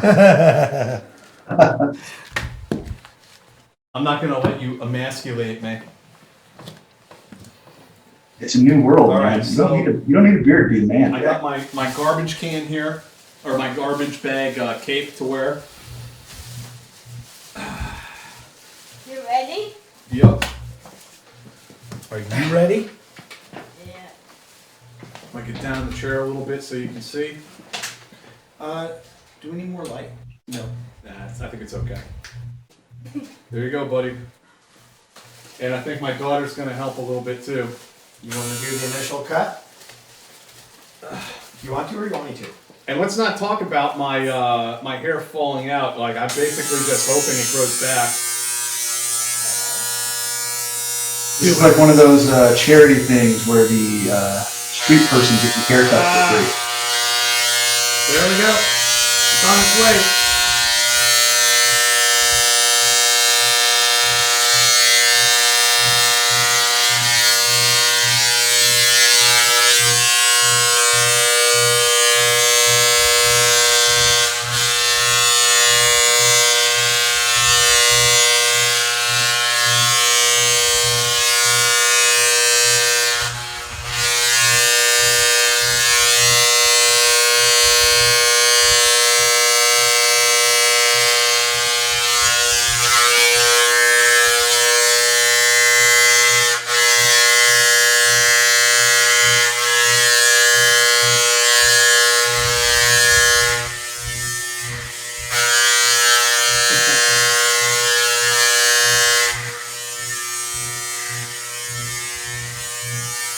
It is silky smooth.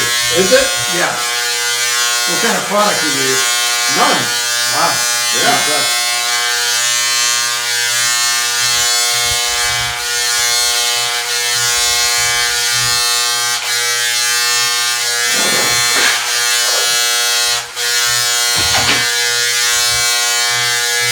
Are you having fun? Oh yeah. Time of my life.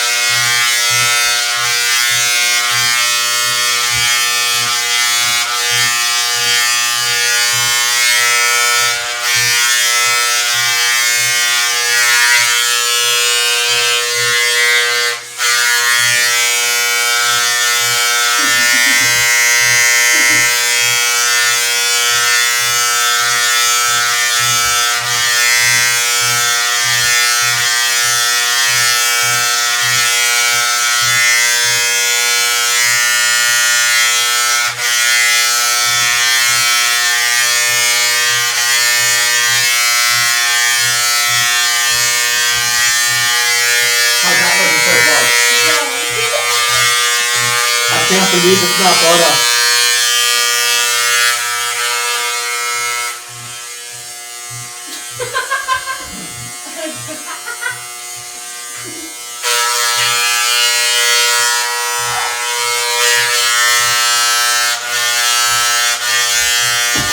There's a lot here.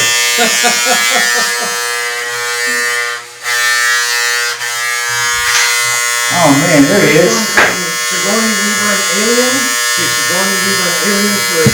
Alright, how are we looking so far?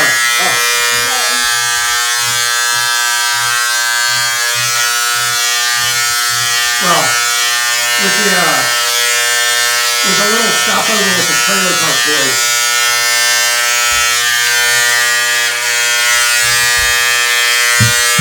Welcome to the free burger shop. Where she goes to farm shop station.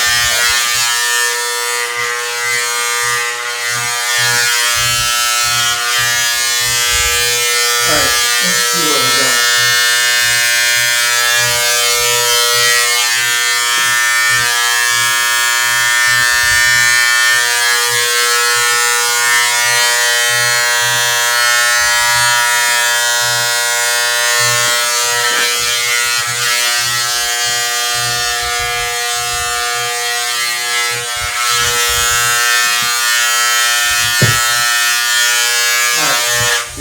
photo of that? Okay.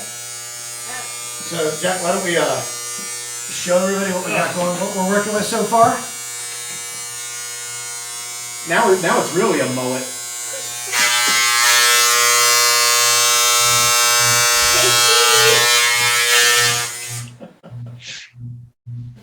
You got him? Okay.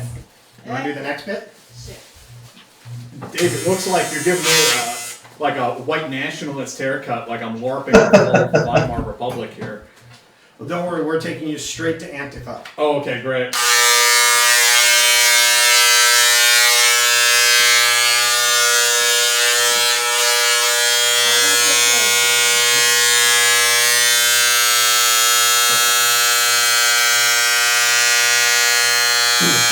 Come on, Alice, don't be shy.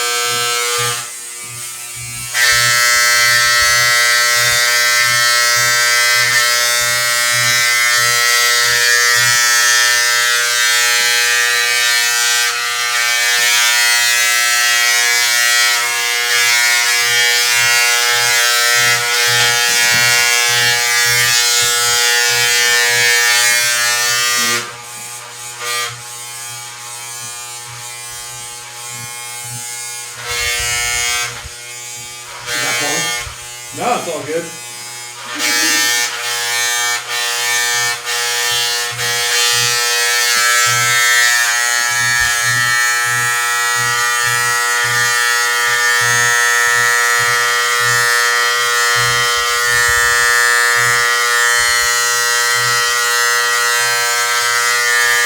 For those of you just joining us, this is our 10,000 subscriber.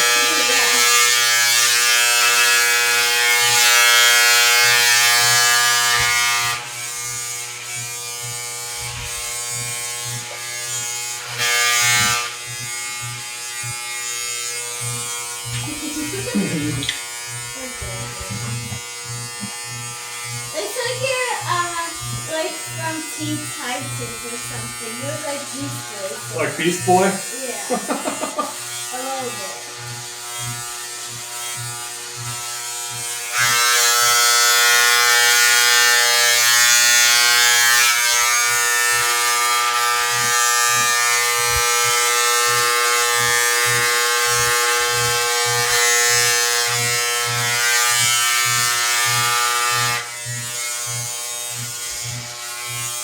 And it kind of looks like you're from Antarctica. Antarctica. I don't know.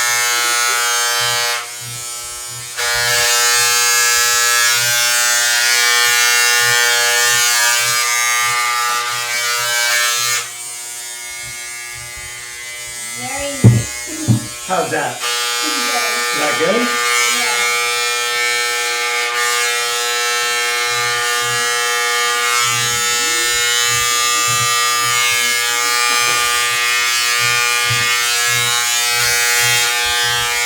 So you want to keep it here or you want to keep going? Go ahead and show everybody what we're working with, Jack. Oh, we got to clean up the back a little bit. Let's see. Daddy's got a little mohawk. Yeah, sort of. This is- Not so bad. Not Let's so see, bad. let's see what if we have any comments coming in. Do you have some gel? Let us know in the comments. Should Dave keep going or just leave it as it is? Can we see the comments? Dave, We have a $5 saying from Alejandro. What's up, buddy? To take it all the way down. Ooh, roasted, Daddy. Your hair. All right. I mean, that was going into it. That was the deal that you would buzz my hair.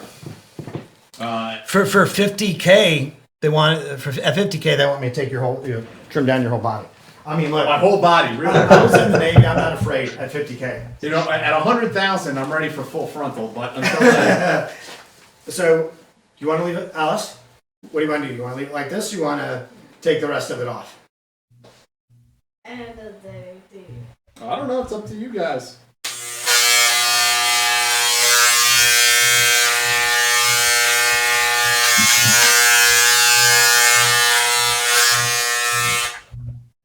All right, here we go.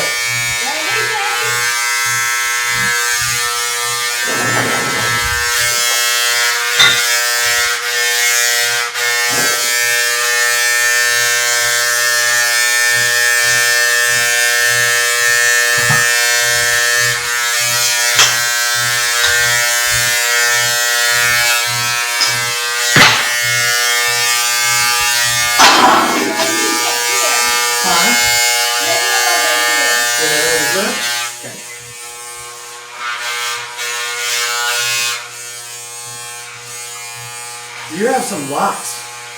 Dude, it's been since what, March? We'll have to sell this to a wig factory. Yeah, look at the hair on I know. the Crazy. Really, my cat's hair. There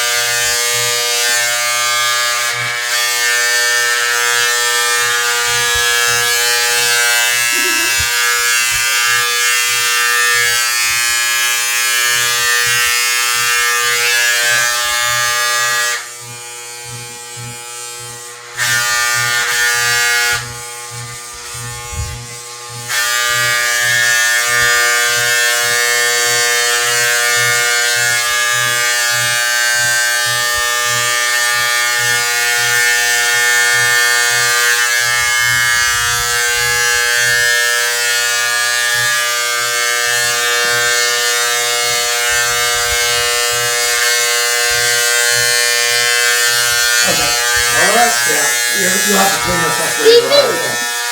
No problem. Stephen James says stop at the beard. Stephen James. No, you're not touching the beard. Look at that, dude. Like, you can see the male pattern baldness, like, starting to really kick my ass. You see that, little girl? That's the end of my life right there. You're just gonna have to box daddy up. Welcome to the club. Yup, my life's over. Now you don't need to wash your hair anymore. Because we're gonna have to maybe at 50K or 50K, Jack and I'll both do our beards. Oh man, I don't know, man. Oh man, I got a lot of. Let me get this back here. It's annoying. Be right back, guys. Hold on, I'll put it back. I'm sorry to keep you waiting, Caleb and viewers, for this extended intermission. Okay. You keep doing.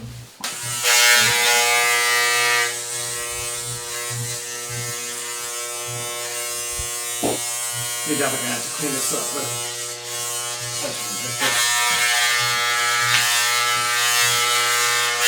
don't distract everybody from the rest of the show if I don't.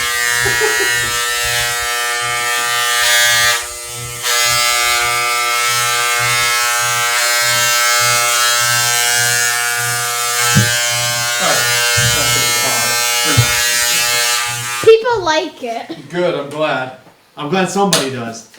And I just feel I feel a little bad for the people who watch the podcast edition of this show because they just heard 15 minutes of buzzing and nothing else. We might have to take that out. So, I would just say, you guys really got to go and watch the video on YouTube for the full effect. So that was an extended intermission in this show, but a promise is a promise. We told you guys we'd do it, so here we are. Hey, B. Pezzi, thank you so much. We appreciate it, and we'll do something with the beard at some point. We also there were a couple other questions, but they disappeared on my feed.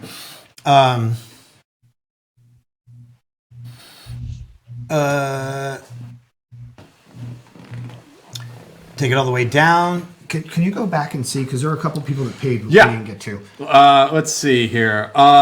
Get rid of the beard also, basic training style all the way. Bro, I appreciate your donation, but if you're going to completely emasculate me, I'm going to need more money, and we're going to need more subscribers. I'm just being real. Like I said, 100,000, I'll do full frontal. If YouTube will allow it, I'll do it. Take it all the way down to the scalp. Anyone else remember their haircut at a 30th AG being a lot faster? Yeah. Well, come on. I'm old. I can't see. And Alex says, congrats on reaching 10K subscribers. Thanks, Alex. Wait, Daddy, you know what you should do on 11K? What's Maybe at that point, your hair will grow out. I dare you to dye it pink. Thank you. Thank you for mentioning that. Yeah. I'd say that at 100K, they've earned cosplay from both of us. Dealer's choice. Alejandro also said, Airborne Infantry, you guys were at Campbell. Is air assault not the end-all, be-all? Laughing my ass off. Yeah, thank you for that, Alejandro. There was one more. Somebody at the very beginning. No, that was it. Somebody asked us to hold the questions till the end. They donated some money to hold the questions till the end. Oh, no, I didn't see that. And we've gotten ask, feedback on that before, that other people have asked us to ask the questions sooner. We don't know if it interrupts the show to ask questions when people ask them, when donors ask them, or if if it provides more continuity if we ask them when they come up, or if it interrupts the show if we don't. So we try to hold it. We try to hold them off for a while. Yeah. But some of the people who do donate don't want us to wait that long. Right. So thank you for being patient with us, Caleb. You want to get into SFAS? Let's do it. First off, I just want to say it looked like one of those transformation specials where they give a homeless guy a haircut. Good luck on your future job search. That's all I can say. I believe in you. And are you going to donate that to Locks of Love or anything like that, or what? I don't know, bro. It's just a big embarrassing pile of hair on our studio floor. How does that work? I don't know. Maybe you just show up to a charity with your bag of hair, like a in a crazy Ziploc person. sandwich baggie. Yeah, here, do something with this. We probably should have thought about that beforehand. Or you just go throw it at a person who looks sick walking down the subway. Hey, what's up? You sick? Here's some hair. I don't know if Dave's ready for the subway jokes yet. Oh no, I'm good. The MTA jokes. So, what's up? Yeah, no, go for it, man. So it was late 2005, and you and I were both in SFAS. You, me, and 300 other cold, wet individuals in Camp McCall, North Carolina. Yes. We were there. It was, I'm sure you've had other SF guys on here talk about SFAS. When we talk about specifically, we talk about it for 15 minutes or so. I don't think we've really talked about SFAS in any kind of depth before. Well, I think our class was special, besides obviously being the last hard class. Yeah. Obviously. Do you remember the extraordinarily large number of hours we just sat outside in the rain? Just stood there in formation.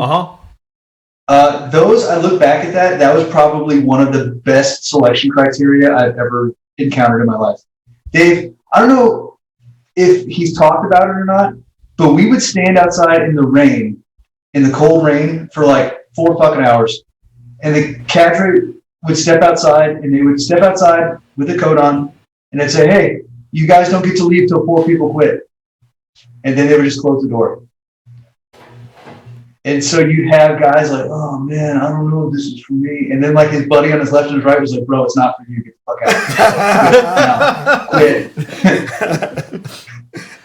out. So hey dude, if you quit, I will. If you quit, I will. Yeah. Go quit. Yeah. Yeah, go quit, bro. Yeah. Then there was times, Jack, did it happen in your hut at all where you would pack other people's shit for them and go put them by the cadre hut? No, I didn't do that. I helped too, where there's these fucking turds, and they're just like, they would leave to go take a shower or something. We just pack all their shit up and go put it by the quitter suit. And they're like, where's my stuff? And they're like, it's fucking where you need to be, buddy. Beat it. Did it ever work? Oh yeah, because that's like, awesome. Yeah, beat it, fucking roster number 226. You didn't even wait for the peer reviews. You just fucking executed on your own.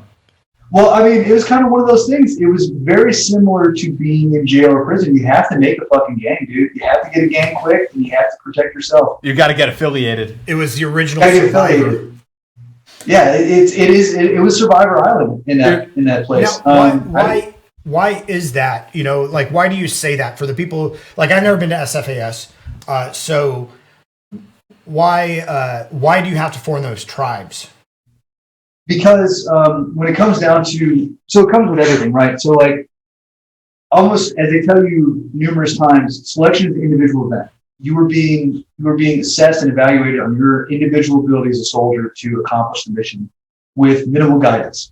That being said, you cannot pass or survive SFAS just like you cannot survive combat on an ODA by yourself.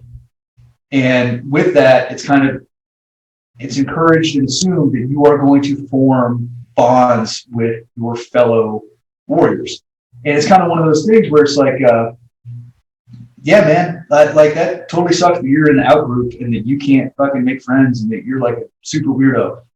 Totally sucks.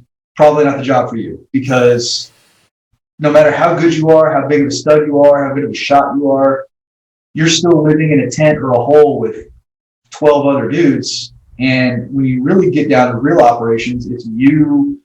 Like, I was a senior Charlie, so it's like the senior Charlie, the junior Delta, and the junior Bravo are out in this shithole for 3 weeks by ourselves, getting the mission done. Like, dude, I really don't care how good of an 18 Bravo you are, but if I want to bash your head in with a rock because you're annoying, right? Like, that takes precedence, right? And it's that is kind of endemic of selection, right? Because you don't know. Nobody wears any insignia, nobody wears any rank. You don't know people's backgrounds, which the Army provides us with all that stuff on our uniforms. You can kind of look at somebody like, oh, we're going to be friends. Why? Because he's got a Ranger tab, he's got a SF tab. But in selection, it's a clean slate. So you have to form those bonds in other ways.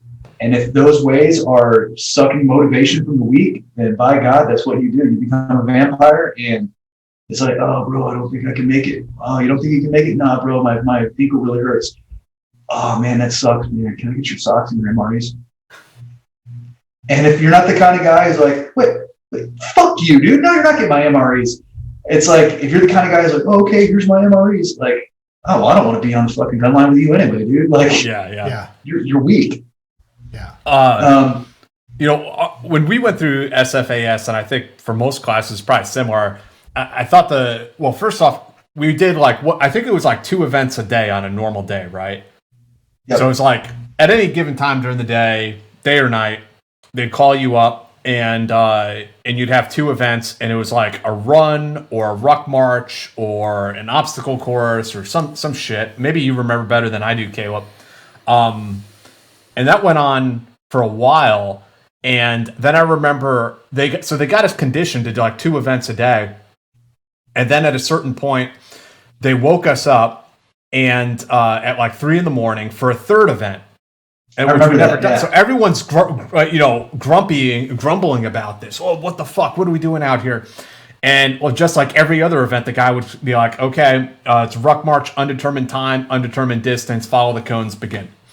So we go out, we follow the cones. All they did was walk us around that little Camp McCall area back behind the movie theater. They stopped and they said, take one item out of your rucksack from your packing list. In this case, it was your running shoes, your tennis shoes. Take them out, hold them up so we can inspect them, make sure you pack them in your packing list.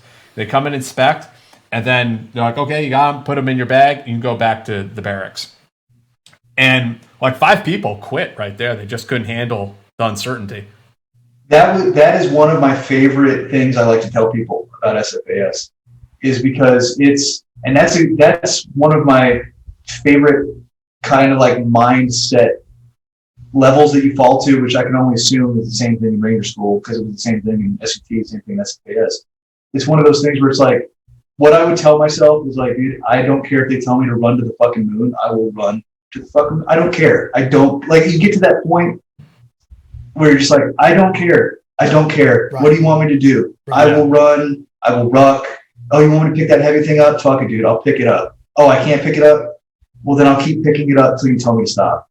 Yeah. And that is a kind of freedom.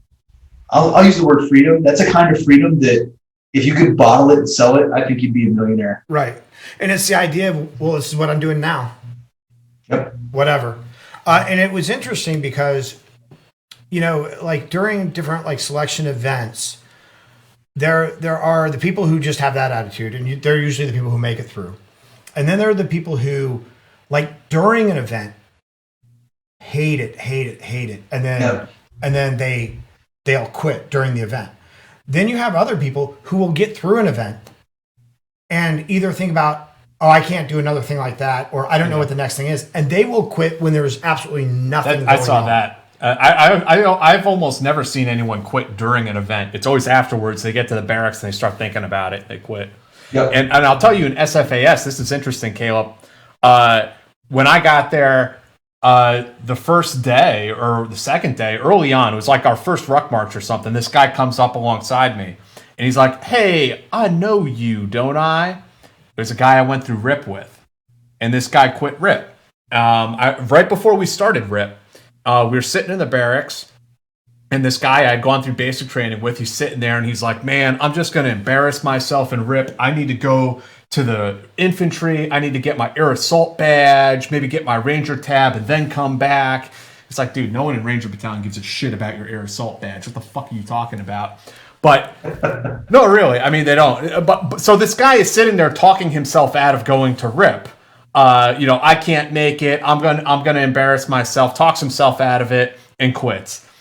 A couple years go by, and I run into him again in SFAS. We talked for a couple minutes as we were along this road march, and another day later, he was gone. He quit again. Yeah, it's nuts. It's crazy. Because I remember the trek, our very last. So for those of you who don't know, the very last road march is the trek, and it's an unknown. It's like they say between 25 and 35 miles. All I know is that we started walking at midnight, and we didn't stop till like 9 or 10 in the morning. Yeah, and I had frost and ice all over my uniform. I felt like the Tin Man.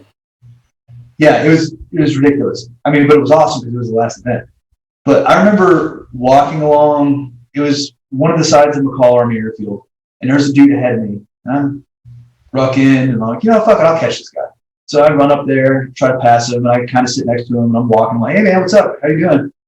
And he looks at me and he goes, "You know what, dude? I already have a tab. Fuck this." And he just stops, pops his fucking rucksack straps, and sits down. And I mean, of course, I'm not going to stop rucking. So I'm like, "What are you doing?" He's like, "Dude, fuck this. I'm out." And it's like, "Really? Like we're done. Like all you have to do is walk the rest of the way." Yeah. And he fucking, I don't know what he looked like. Don't care. Like that was years ago. Yeah, I remember that the trek vividly because like one of my knees was like blown up like a softball at that point. My back was I was fucked up from SFAS. I won't lie about it. Like I came right off a deployment to Iraq, went right into SFAS without any train up. My feet were a mess. My back was a mess. My knees were fucked up by the end of it. And yeah, the trek, the frost came in the morning. Everything was frozen. My joints felt like the Tin Man, like. Yeah, it just felt like shit. But at that point, it was like, fuck it, man. Just like get to the finish line, and I guess I'll die afterwards. Exactly. I remember I had a big blood blister on my foot. And before the thing, I went up to the 18 Delta and I was like, hey, I got this thing on my foot. And he opens it. It's a blood blister, maybe this big. Hold on, maybe that big. So it was big. It was like 2 inches long on the side of my foot. And I was like, hey, this is like black and purple. Like, that's not good. And he looks at me and he goes, well, do you want to quit? I'm like, fuck no, I don't want to quit. And he goes, okay. So he popped it, squeezes the pus and the blood out, puts a Band-Aid on it. And he's like, come see me after road march. I'm like, all right, I'll do that. So do the road march, come back, take a shower, lay down, go to sleep for a couple hours, wake up, and my whole leg hurts. I'm like, man, this is weird. I remember this. Yeah. Yeah, you remember that? Mm-hmm. So you were in Das Boot at the end, right? Say what? Das Boot. Yes, I was Das Boot at the end. And my bunkie was a 91 whiskey, a medic. And I was like, hey, man, you're a doc, right? He's like, yeah. And I was like, come check this shit out. And he like pokes his head over the thing. He's like, you need to go to a hospital right fucking now. So he picks me up out of my bed and carries me to the fucking aid station. And the 18 Delta and the PA, and they're like, oh my God. They pick up the phone. And it wasn't septic yet, but I had a major infection that had worked its way all the way up to my crotch. And the PA was like, if you had not said anything for like another day, you'd be dead. And the whole time I'm sitting in the hospital, I was still nasty from everything. And the doctor's like, you're an idiot. Sergeant Phillips, you're fucking retarded. Like, what, you could have died. And all I could think of was like, I need to pass selection. Like, I don't give a fuck. Like, if I die, I die. Like, I just need to know if I pass selection. And I remember being a pain in the ass to try to get back to McCall to find out about that. Yeah, because you were at that point, it was just like cleaning up and waiting to find out if we were going to be non-selects or what. You got me thinking too, Caleb, about like some of the weird people you run into in SFAS. Like there's a Blackhawk, MH-60 crew chief from 160th in the barracks with me. Mm-hmm. And SFAS is 4 weeks, right? It's a whole month, pretty much. Yeah, it was. Yeah. There was this crew chief. He sucked it up the first 2 weeks, and then he quit at the end of the second week. And he told all of us, he's like, my goal is to make it through the first 2 weeks of SFAS, and I accomplished my goal, so I'm leaving. It's like, what? Like, why did you come here and put yourself through that for no reason? And it's weird that you meet these people. Like, I met a lot of people in SFAS, I felt like, who they were just there so that they could say they went to SFAS. Like, they weren't there so that they could say, because they were like, I want to be a Green Beret, come hell or high water. They were just like there so that they could like tell a war story back at their unit and be like, yeah, I went to SFAS, which I thought was very, very weird. It was so weird just interacting with people, and you would run into guys. Like, I didn't take the whole thing, how they said some people had a hard time just adjusting to the board. And by that, I mean, so for a lot of people in the Army, you get institutionalized and you're just used to being, here is your daily told what to do schedule from 06 to 2100 is what you're going to do. And like, for me, I thought it was great. I thought it was so freeing to like, all I have to worry about is the board. That's it. And they tell me everything that I got to do. Well, the board's not telling me to do anything right now, so I guess I'm going to go shower and read my book because that's what I'm going to do. And then you have the guys who did, like, being there, it was one of those things where it's like guys would freak the fuck out. Like, what are we supposed to be doing right now? What are we supposed to do? Like, I'm going to do some push-ups. I'm going to work out. And it's like, it doesn't say to do that. Yeah. That guy, that crew chief, I remember him wearing his rucksack and doing squats in the barracks. And it's like, why are you training up in like, this doesn't make sense. Like, what are you doing? Why are you here, man? Right. If you're not ready now, you're not going to get ready. Yeah. Yeah. SFAS is something I would never want to do again, but it was a formative experience. And I think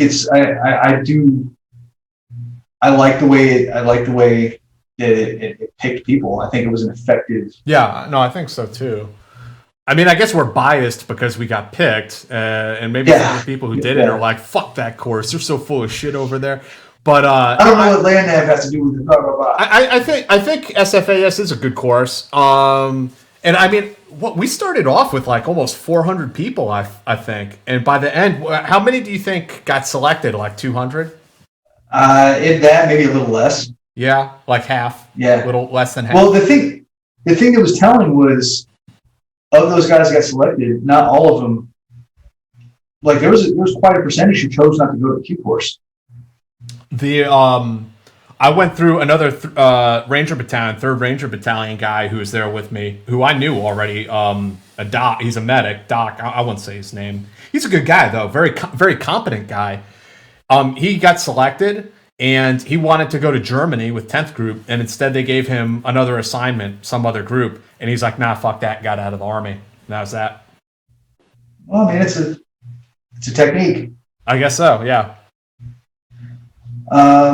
So do you want to keep talking about selection? Because I got stories for days, my man, when it comes to that. Tell us your best story, and we'll move on to the next thing. And then if Jack's not in that story, then tell us your best story that includes Jack or is about Jack. Oh, boy. Because I know our audience would love to hear that. The only story I remember Jack, because I knew who he was, like I recognized his face all around. Like we never met each other before that, but he and I just happened to be in proximity a lot. I don't know maybe it was our last names or something, but we were in proximity a lot. I remember there was one time, it was a perfect sham experience. And for those of you that aren't familiar with that term, sham is when you try to display a lot of effort and energy, but you are not actually exhibiting said effort and energy. The false volunteer. Yes, false volunteer. Where they ask for a volunteer and like everyone takes one step forward and pauses. Like you and I were detailed to go, I think it was move like the pipes and the fucking tires and like all the heavy shit for the apparatuses. The apparati for team week. And I remember you and I like kind of found her, like we kind of scumbagged it up and we kind of like made our way to the back of the line. And it was like, I think like we looked at each other and it was kind of like a non-verbal, like we're gonna pick up these empty fucking water cans over here. We'll grab the ropes, guys. We'll grab the lashings. And meanwhile, people are like, I'm motivated. They're like picking up these giant, heavy concrete, fucking filled steel beams. And Jack and I are like, oh man, are you good? Are you good? Do you need help? Just let me know if you need help. Like the whole time. You need a spot, bro? Yeah. Relief? Anybody? Okay, that's good. That's good. So that was the only story I have specifically with Jack. And we both gave our pink cards to a specifically loudmouthed candidate who became a Green Beret 5th Group. I know who you're talking about. What? Yeah, I can't remember his name. So pink cards at the peer selection. So there's two selection times in SFAS where you get there's a blue card and a pink card, or is it a green card and a pink card? I think it was blue and pink. I think so. Yeah. So you get a blue card, and on this blue card, you just write the roster number down and you write a positive, like why you want them to be on your team. The pink card is you write the roster number down, you write a negative thing as to why you don't want them to be on your team. And I mean, like the first one is like you've done a weekend, so you have no loyalty towards anybody. So those are really the most honest ones. And plus, you really haven't done shit as a team. So you haven't found a way to judge people on their teamwork. Right. But the second card is done like right before selection is made. So the pink card? The pink card is one of those things where you're like, who do I not want? Oh, fuck that guy. Right. And then you grab a collection of people and it's like, everybody's in the pink card, this motherfucker right here. And the first one, I remember, this is going to sound kind of dickish of me, but just hear me out for a moment.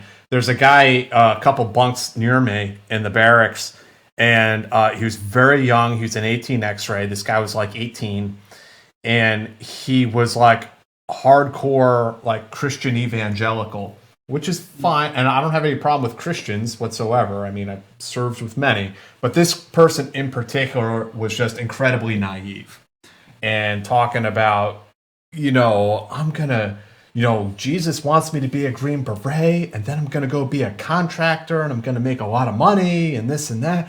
And I peered him out. I was like, look, I'm going to do you a favor, right? And I have no idea if the instructors gave any weight to it, but I was like, I'm going to do this kid a favor and get him the fuck out of here, because this dude's going to be dead in like 5 minutes overseas.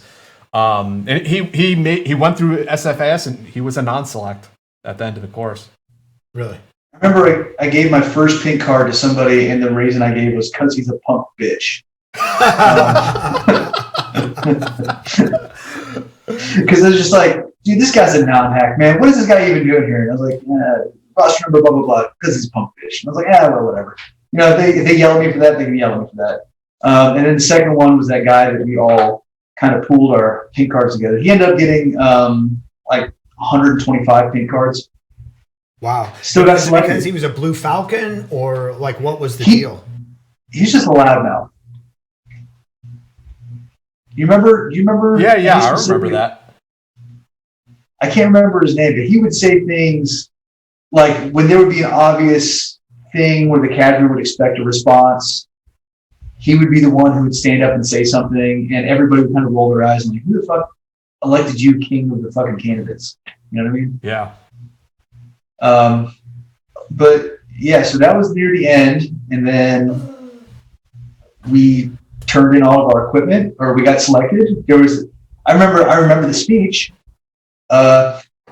Gentlemen, there's 2 lists on the side of this building. There's a long list and a short list. If you're on the long list, you're going to be really fucking happy. And that's the only thing they said. And I was like, fuck, man. And I remember I hobbled over to the short list just to make sure. It was like, if I'm not on the short list, I don't give a fuck. And I just remember seeing guys like just lose it because they didn't get selected. It was a tough day for some. It was a great day for others. So after SFAS, you go back to your unit, and how long was it before you elected to start the Q course? Because they gave you a date, and I actually delayed mine. I went right away. We got done in late December. I reported to student company February. Okay, right on. I'm trying to think, because I was thankfully I stayed a team leader in Ranger Battalion in my platoon, and I stayed to go through the training cycle until those guys left for Afghanistan. And the day they went to Afghanistan, I drove to Bragg the next day and reported to student company. And maybe if you went right away, I was the next class after that I started. Yes.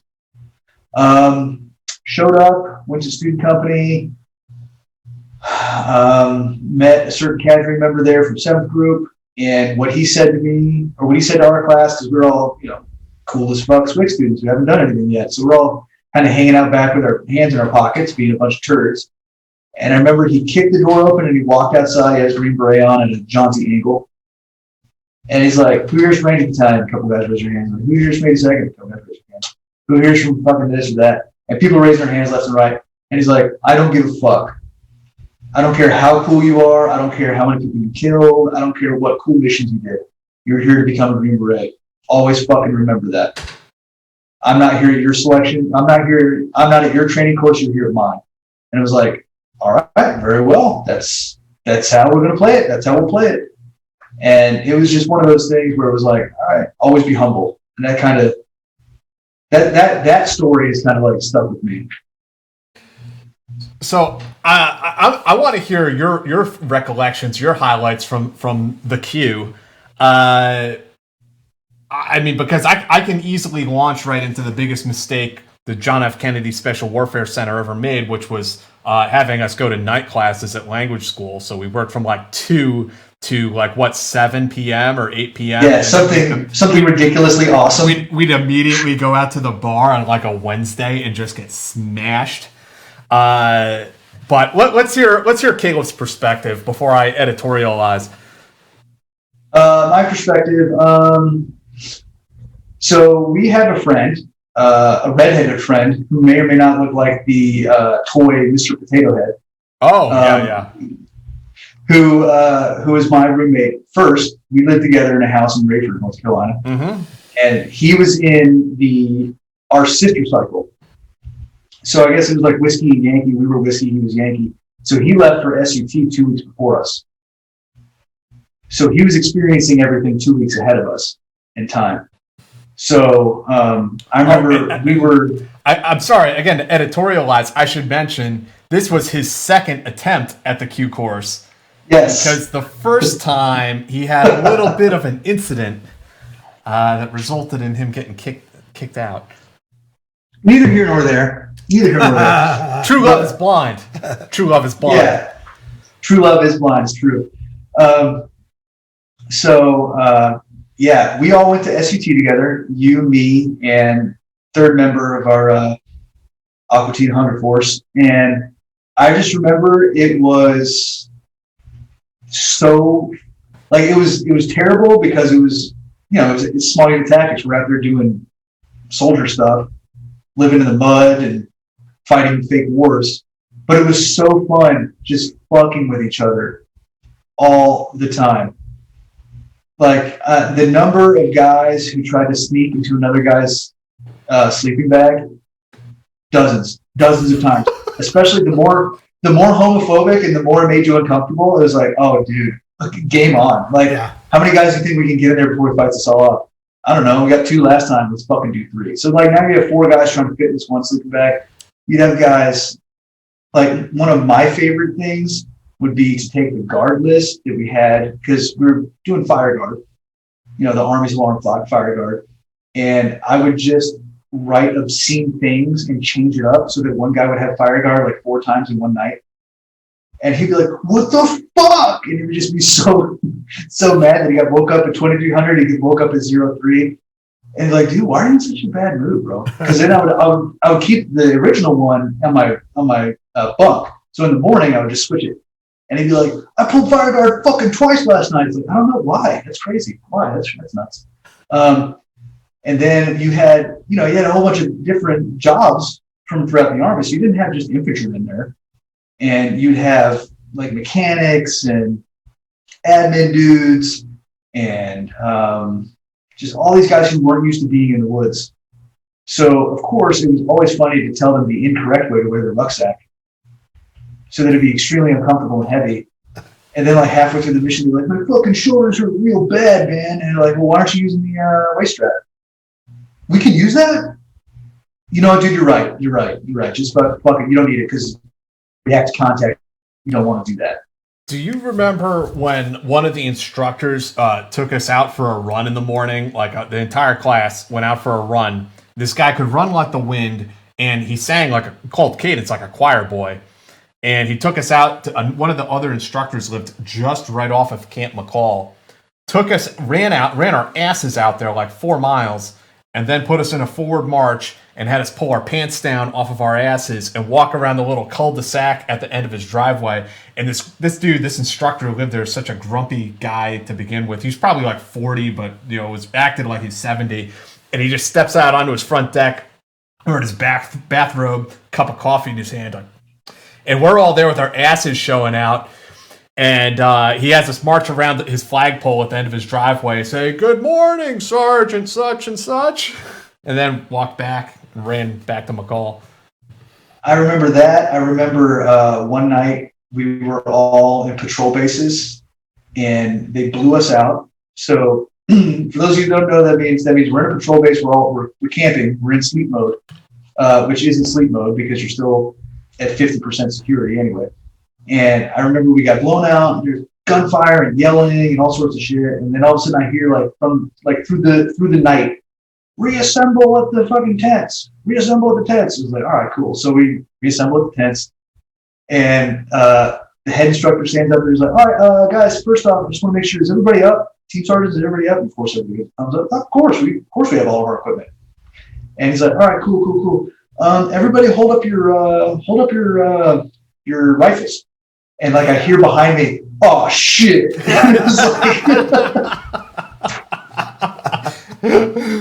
Was this when it was he was an 18 X-ray, a young man of Asian descent?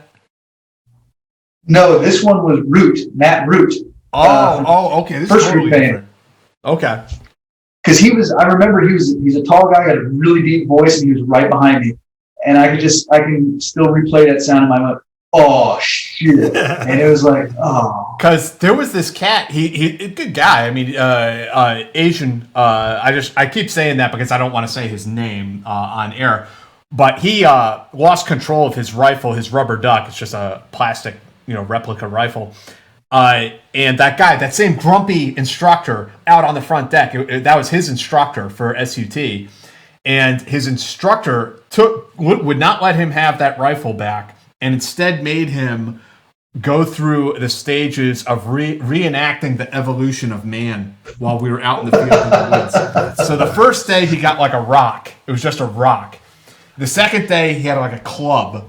And then he'd work up to like a sharpened stick for a spear and have that. And then it worked up, he'd have a bow and arrow. And so like we would have to do like this force on force training, like squad attack. So like, my squad would be attacking his squad and there's like arrows flying over your head. You're like, what the fuck? Yeah, they made him go through like the evolution of man over the course of like a week.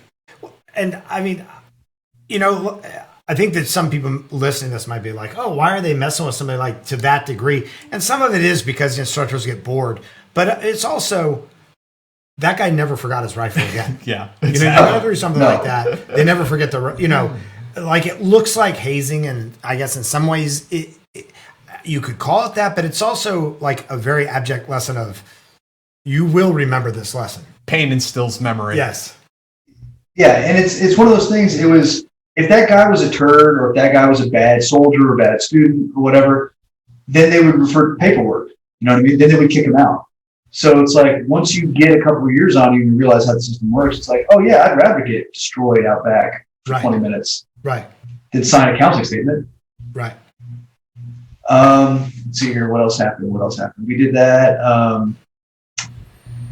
SUT was pretty fun. And then we went to SEER school after that. That was a great time. That was a great one. I was telling some of my close family and friends about the goat in SEER on day one, how they just murderized that goat in front of us. So. Oh yeah. Yeah. So he sat on top of it and cut its throat. Yeah. So quick rundown. One of the instructors standing in front of the course, he had this goat, and he prefaces it with like, "This is your class goat. This is your mascot. He's been around here for a long time, So you're thinking like, oh, this is a goat, right? So he holds the goat between his legs and he's like petting the goat, and the goat's like tail's wagging. And he's like, oh yeah, so you have to be really cool and calm around animals and blah blah blah blah blah. And he's kind of just talking about food procurement in a SEER situation. And then like at some pregnant pause in the fucking situation or in the conversation, he whips out a Bowie knife and just goes to town on this goat in front of the whole class. He hits the goat a couple times in the lungs and slits its throat and just fucking pushes it on the floor, and the goat's like, bah! It's kind of doing its thing. And I remember looking around the classroom and there's guys like turning green and turning white. Like, this dude just fucking murdered this goat in front of all of us, man. And blood's going everywhere. And I just remember thinking like, that shit really just happened in front of me. It was nuts. SEER school was fun. Were you there the day you weren't in my team, were you? In SEER? Yeah. No. We were in different teams. No, yeah, we were on different teams. So our third partner in crime was on my team, and he was getting interrogated. He was doing the hard cell, so they were beating the shit out of him. And I remember he's like, they have him on the floor on his knees and they're just slapping him. And they're like, tell us what we want to know, tell us the nuclear codes or whatever the fuck they're interrogating for. And he's like, you better watch out. My friend, Sergeant Caleb Phillips, is going to come down here and fuck you up. And the instructor is just beating him, and he stops and he throws him on the ground and he opens the door, because this is all happening in a little enclosure in the classroom in the fishbowl. And he opens the door and he's like, who the fuck is Sergeant Caleb Phillips? And I'm like, fuck, man. And he's like, you come in here. And then he just brings me in there and starts beating the shit out of me. And oh man, he and I laughed about that. We still laugh about that. That's still funny as fuck.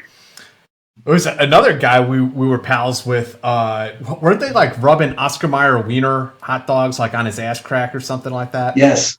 Yeah. That, and they took a pencil and so in certain phases of SEER school, for those of you who don't know, they do a lot of they just mess with you. They fuck with you. Like they You're push you placed down. under duress. They put you under duress. Yes, thank you. And this was a young man. He was an X-ray, right? I thought. No, he was a National Guard guy. Oh well, this is a different guy I'm thinking of. Oh. So they you're in this room and he was getting interrogated, and of course they're like, oh, why did you bring this weapon into Pineland, and all that shit. And then you're like, pull your pants down, and he pulls his pants down, like bend over the desk. So he's like, oh man, all right. So he bends over the desk, and then interrogator has his pencil, pulls his pencil out, and he's like, normally I only go to here, and he points to like the tip. And he's like, but for you, I'm going to go to here, and like points to the very bottom of the pencil. And he's like, we're going all the way in on you. And he's like, ah! And it was one of those things where like, here's the fucking codes. I'm the combo guy. He gave up the fucking Gave up the goods. Yeah. Well, when we first got there, there's this, the woman who in-processed me to the camp. She was like this 5 foot tall Filipino woman. Mm-hmm. And she gave me the whole deal and had me like stripped naked, and she like inspects me for whatever reason, and she says, okay, now lift sack. I'm like, will I? That was funny, but the rest of it was, nothing is cool here, man. Nothing is cool. Dude, I remember standing outside of the in-processing room and hearing like, you're now war criminal number 57. War criminal, blah, blah, blah. What is your name? They're like, my name's Jimmy, blah, blah, blah. And they would just slap the shit out of him. Like, what is your name?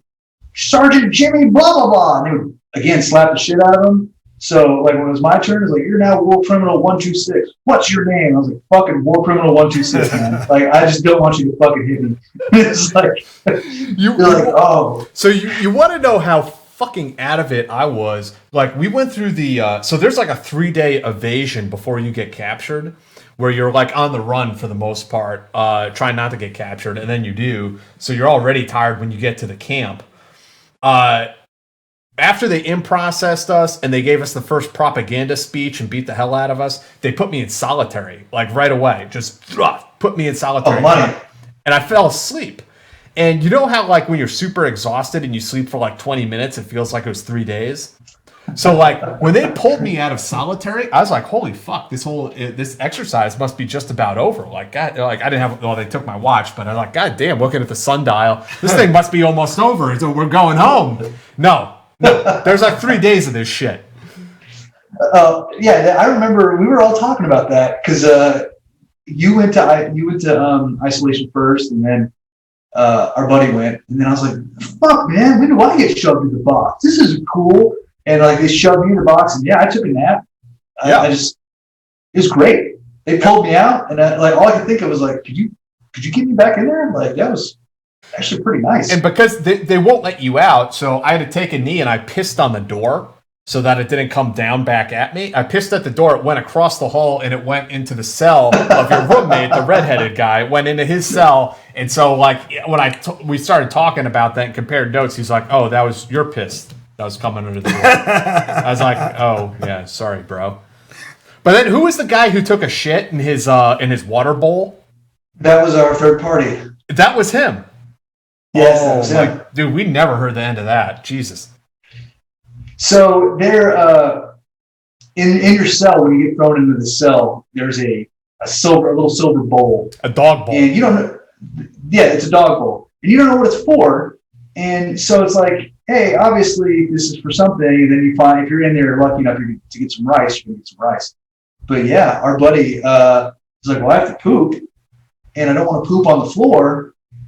And they provided me this bowl that's perfectly shaped and sized for poop. So I'm going to do that. And then he also happened to be in there when it was time to serve rice. So here he has this bowl full of poop, and he's like, oh, man, what do I do with this? I just remember I was like, when you told me that you took a knee and you dropped your pants to piss, like, all I could think of was like, I just pissed my pants. I don't Like it didn't even occur to me. I was like, hey, I have to go pee. And they're like, well, piss yourself. And I was like, all right, well, I guess I'm gonna piss myself. You And I get just pissed my pants. You get loopy after a while, man, in the POW camp. And you remember the who's the roly poly woman? The little white one? Yeah, roly poly, and she'd come out. Roly poly. She'd make us all get naked and do jumping jacks in front of her. Yeah, and then we'd have to roll over each other. Yeah. Do you remember the one gentleman who had squinty eyes, and they made him a 16 Candles Chinese caricature? No. This guy was not Asian, by the way. Dave, he was not Asian at all. Just had some weirdo eyes, and they got him like a VC conical hat, and they made him perch on this on this fucking log as we're doing, because he had MRSA on his neck, so they couldn't let him join in the. Was he the senior responsible one? No. This is The another senior guy. responsible one was a black dude. No, this dude was an 18 X-ray in 4th Battalion, and they made him perch on this log, and he was like rah rah rah rah rah rah rah rah rah rah rah rah rah rah rah rah rah, wearing a conical hat, and he had to walk around like a little Chinese woman the whole time. They wouldn't let him take big steps. I don't remember that at all. I mean, I remember the self-criticism sessions and the pure criticism sessions. That was some good Marxist propaganda right there. And then there was an X-ray also that they used for propaganda. So a young, and he was perfect for the role too. I don't know how much he even knew about what was going on. But you remember the one they made like they were going to let him go? What did he have to do? Nothing. It was just like, oh, he gave us everything we wanted. He's a great prisoner. We're going to let him go. And so they made a big show of it, opened up the gates, and they sent him. And he's like, bye, guys. Bye.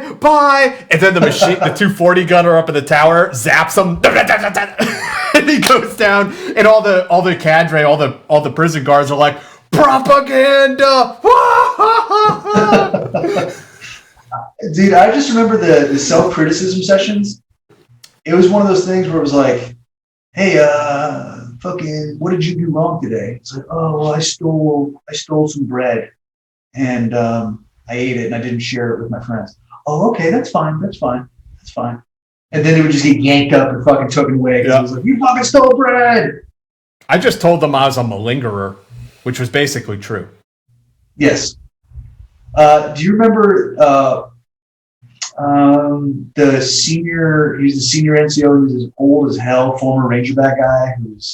Dude, maybe we were in different SEER classes because it was. No, we were in the same one. It was a Hispanic guy who was the senior responsible NCO, and he was not former Ranger Battalion. He was a leg.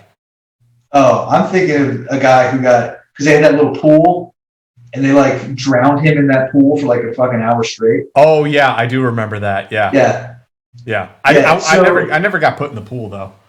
Yeah, me neither. But so they took this guy to the pool.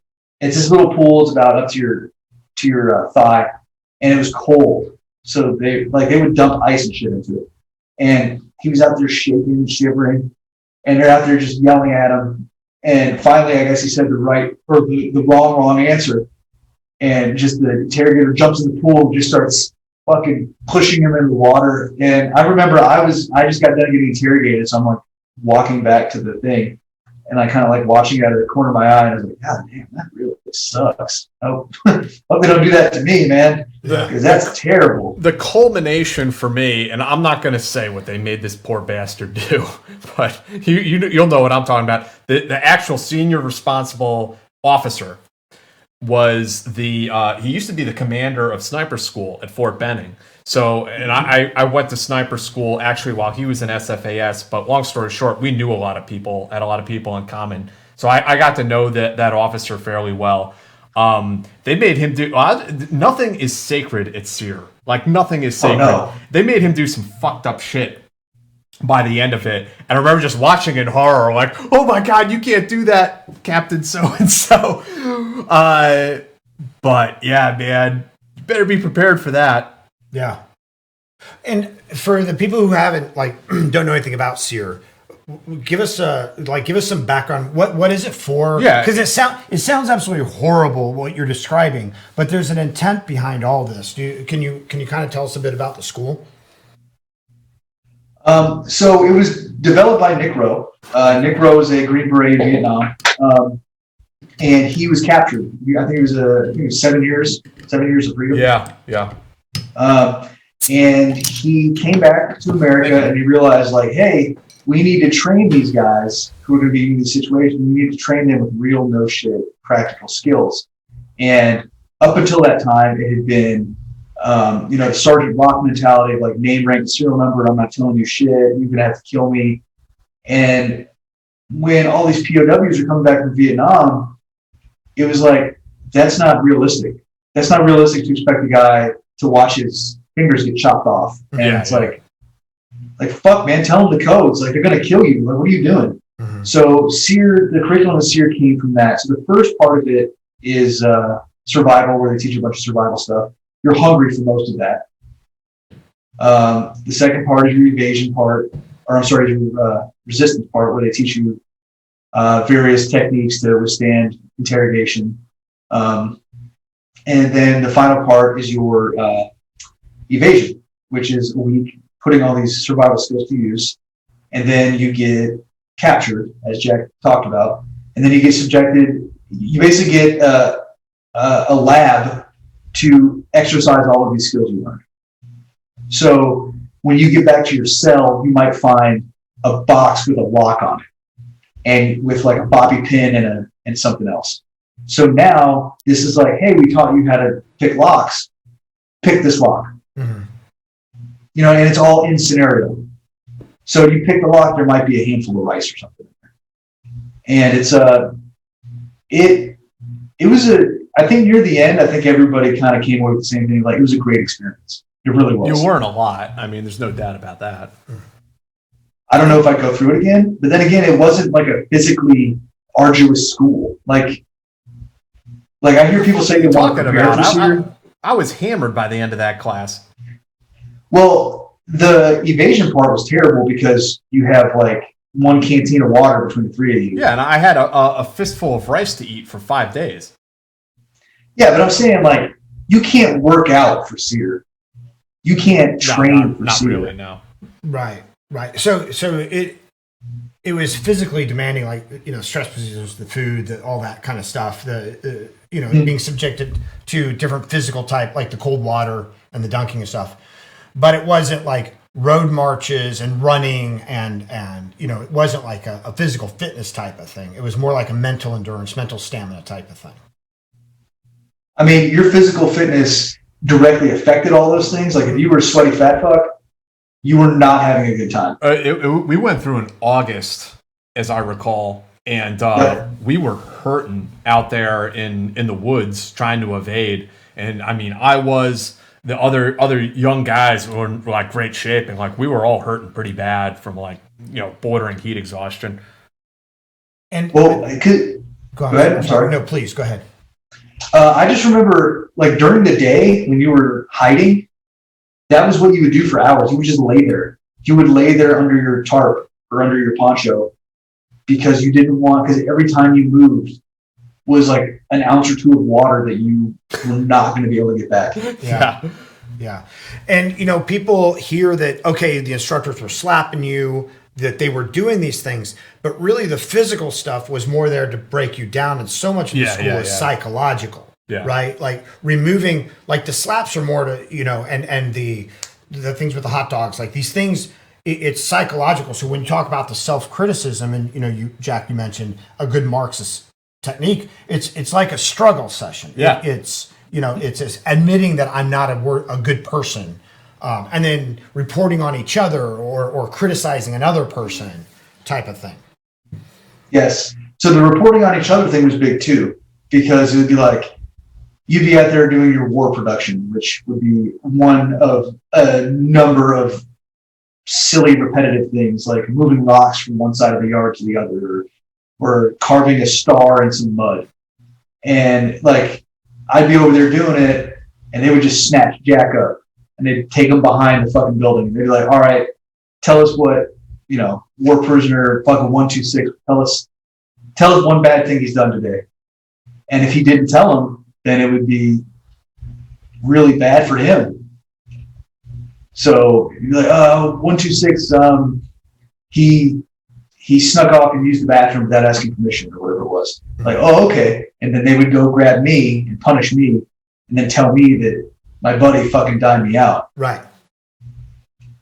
Yeah. And it's just, it was one of those things where, because we went through as a cohort, you knew you were going to be with these guys for another year. Right.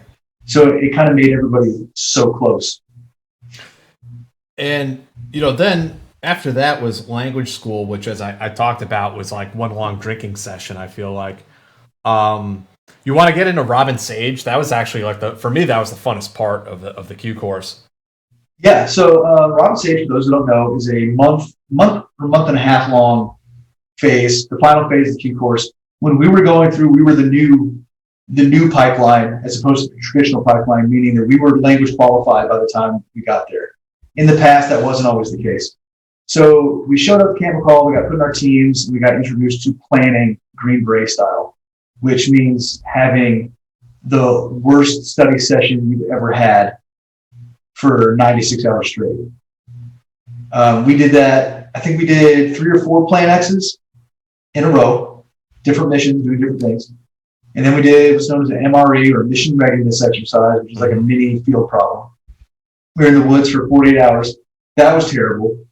That was only terrible because we packed as if we were going to pack for Robin Sage. So we packed for 2 weeks, and we were only going to be in the field for 2 days. And then we all had to jump. I think we all had to jump on that one. Yeah, we jumped. Yeah. Because I think somebody broke their leg or something. It was something ridiculous. Like somebody got seriously hurt. It was one of our buddies. He had a bad landing and was like, he broke his binoculars when he came down. Yeah. So then you start your real planning for the real MISH, for your insertion and invasion. Your insertion to Pineland in order to facilitate or conduct full spectrum special operations to help the Pinelanders against the People's Republic of Pineland. And the United Provinces of Atlantica. I'm sorry, the United Provinces of Atlantica. Yes.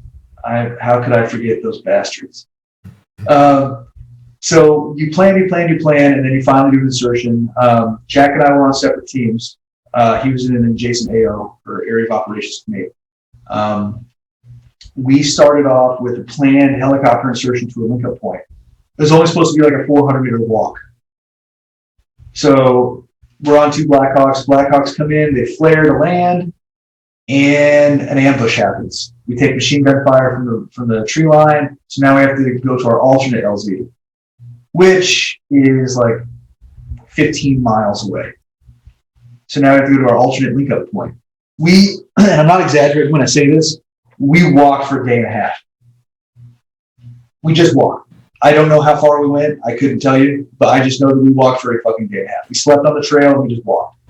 Then we made our link-up, and I think everybody had pretty similar experiences from there. Initial rejection from the G Chief. You have to prove. Well, I was on the pilot team. I finagled my way onto the pilot team so that I didn't have to sit in the barracks, which I hated. And we flew in, 4 of us, on CASA. Flew into an airfield in the middle of the night, got off, met with the auxiliary, the underground. And they took us to a safe house. And then we spent the night like drinking red wine with the auxiliary, with the partisans. These were like the elites that were dissatisfied with the government, like drinking red wine, hanging out in their house with their legs crossed. You had a fancy party. Oh, yeah. And then after that, we linked up with our ODA and went and met the G Chief. But anyway, what was your experience like? Well, we showed up to this terrible patrol base that looked like a super shitty campsite. And we made initial contact, and he's like, "Oh man, my boys are getting ready to go on an ambush. You guys should go with them." And we're like, "Oh, okay, cool. We get to see what's going on here." So we don't make it like 15 meters outside the patrol base, and we immediately get hit by bad guys. And they take a bunch of casualties. We lose half of our shit. Like it was a fiasco. And we're running through the woods with our rucks on, trying to get in comms with somebody because we had a pilot team out too, but we hadn't made contact with them yet. Yeah. And we're fighting to break in contact. And this is where Sergeant Phillips used all of his morale, was in this initial gunfight, because it was fucking terrible.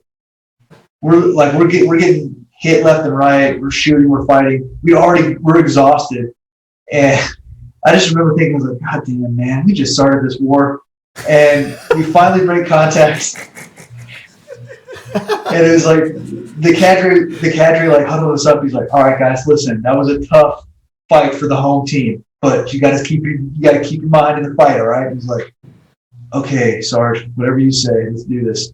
So we go meet the G Chief, and the captains go do their thing, and I'm a almost fucking special forces engineer, so I roll up to the guy who wants to talk about engineer stuff. And he's like, what are you good at? I was like, oh, I'm an expert in construction and demolitions. He's like, oh, an expert, huh? And he starts asking me all these construction questions. Bear in mind, the construction portion of the 18 Charlotte course, I barely passed.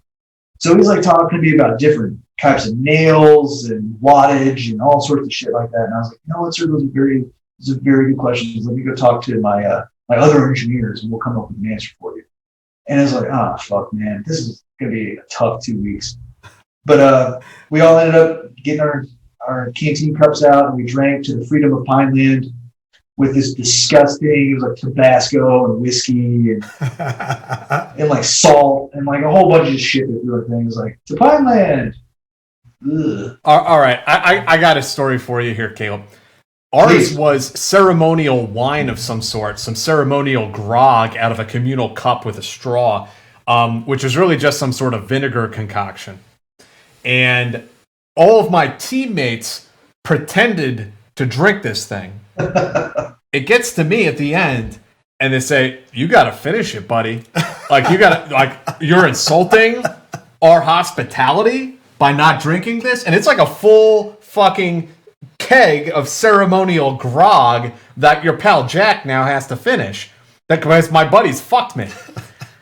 So I'm like sucking on the straw, drinking all of it, taking the hit.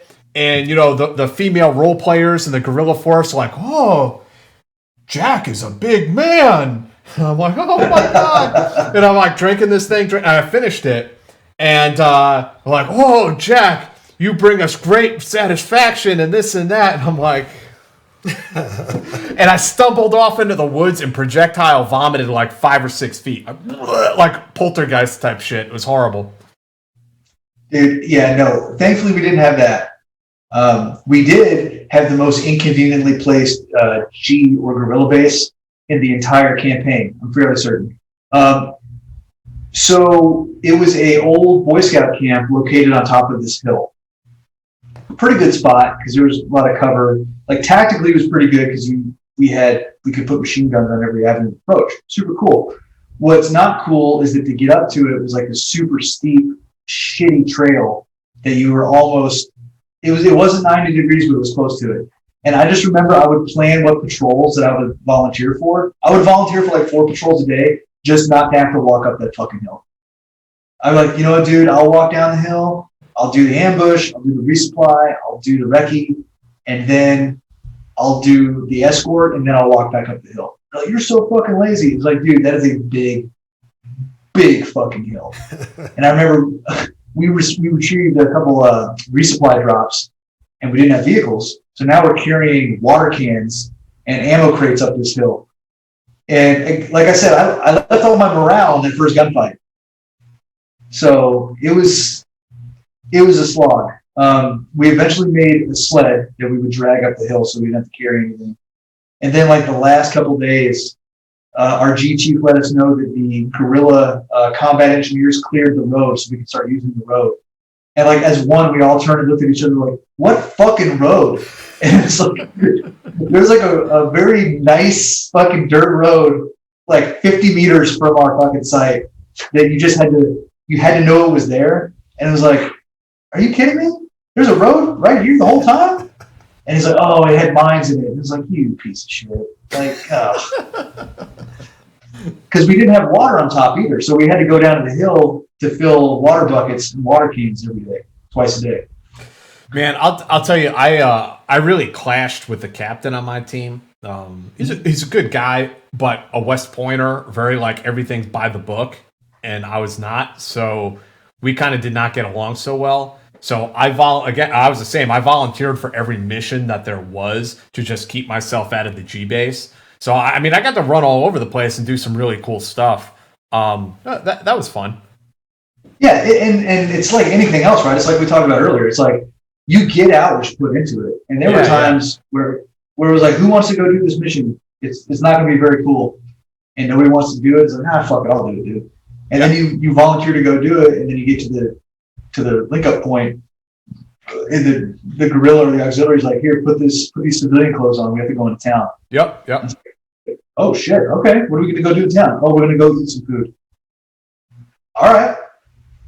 Like me and my buddy get to go eat eggs and pancakes while the rest of the team is eating MREs because you volunteered to just do this mission. It's great. Yeah. And you also make sure probably that when you get back, you tell everybody how shitty the op was so that nobody volunteers for that stuff. You're like, oh no, it was horrible. Dude, I got to take role players out, two role players out, and we did a recon on a dam. We went out and did a resupply mission where they airdropped a pallet to us. Got to go do that. I got to go to put on civilian clothes and go to church and meet local partisans, and they handed off the note to me when we shook hands. What else did I get to do? It was fun though. It was a good time. It was fun. It was the culminating event was one of the coolest I ever did. We somehow went from like our normal 8 guerrillas to like 30 guerrillas overnight. I'm like, that's pretty cool. For the final assault on the local military airfield. That's cool. It was our ODA and 2 other ODAs. And we, in pickup trucks and fucking 50 cals, like assaulted this airfield. That's awesome. Desert rat style. It was fucking sick. It was pretty cool. But mine was just my team, and it was a hostage rescue actually at a train yard. And really? Yeah, but my job was to take a boat in, and I had to sabotage the rail lines so that reinforcements couldn't get there, and then I had to run to the rail yard to extract.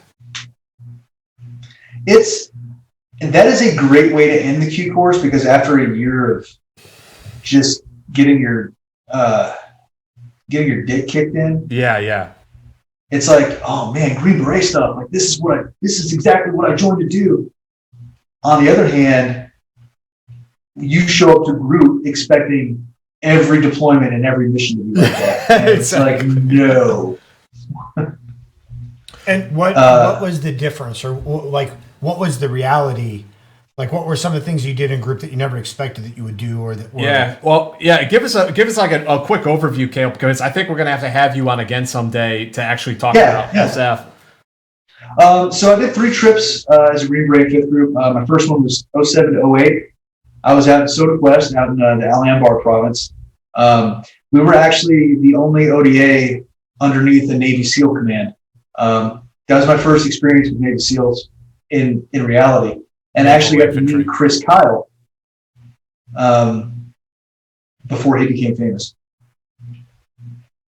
It was a fun trip. We trained a lot of Iraqi commandos. We did a lot of patrolling. We did a lot of just soldier stuff. We didn't get that many gunfights per se, but it was a lot of good Green Beret stuff. My second deployment was 08 to 09. Was in a place called Tuz Kamaratu, which is in central Iraq. That one was on a more intelligence gathering mission. That one, we built a base from the ground up, and we operated around northern Iraq.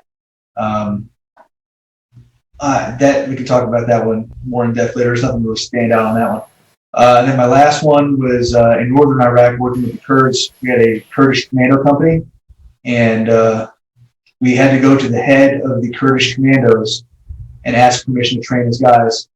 And it was me, the captain, and the team sergeant. And we were in the room with the ambassador and with like the equivalent of like a 3-star State Department guy. And the general shooed them out of the room when we showed up. We got to meet the vice president of Kurdistan. We got to meet his son. My last deployment was really cool. It was really interesting. Again, it was more of an intelligence kind of thing, so we wore civilian clothes most of the time. We met and talked to people, drove all around Iraq. It was definitely different, but it was, I don't know how much I really want to get into it right now. Sure. But it was a very interesting look at how diplomacy is done. Mm-hmm. And this was also, we were in Iraq when that specific time in 2011, when Iraq was threatening to shoot missiles at American bases. So we were actually under threat of getting assaulted by Iranian Quds Force guys. Came back from that. That was the end of my team time. I went to headquarters and headquarters company, 5th Group, and I was the equal opportunity advisor for the Special Forces Group. Job well done there, Caleb. A job well done. Racism is gone. I did that for 2 years, and then I left the active army. Did 3 years as a contractor teaching MARSOC guys, serving as an instructor in the training cell. 1st Marine Raider Battalion. That was a great job. It was a bunch of good dudes, both the Marines and contractors. Then I was a contractor for about a year, working for 1st Expeditionary Operations Training Group, so when the MUs, the Marine Expeditionary Units, train up to deploy, they deploy in battalion-sized elements. We would train them one company at a time for all of their evaluations and their eventual deployment. So we would take them through a shooting package and a tactics package, and then we would evaluate them as they handle the various company level problems that would come on. Did that until February of 2019, when I went to the police academy, and I've been a law enforcement officer in the Southern California Police Department since. In your 3 trips to Iraq, did you ever get an opportunity to drive by a PFC manning a blocking position? Numerous times. Loved it. Loved it. So as far as short answer, yes. And I always realized that every SF guy is a recruiter. If he's a good SF guy, he's a recruiter. Mm-hmm. And you would walk by and you would see you with your long hair, your sideburns, your mustache, whatever. And if you could be that sergeant first class or staff sergeant who just talked to him like a normal person, mm-hmm. You just planted the seed. And maybe they're not going to go to selection. That's fine. But they're going to tell their brother or their friend or somebody else, like, man, that fucking Green Beret was pretty cool. Yeah. And it's like anything. You get so much better reactions from people if you treat them like a human being. And especially when you come from such a difference of, I don't want to say power or status, but as a special operations guy, right. People look up to you. Right. And if you take this finance specialist to the range and you show them how to shoot a machine gun that they've never done before, and you don't treat them condescendingly, right. And you show them how fun it can be to be a soldier, you just created something. Now they're going to pass that on. It was great. Right. But yeah, many a young PFC Phillipses were shown the right way. That's awesome. That's awesome. And even if they don't go to SF or whatever, it's a story they'll tell for the rest of their lives, right? It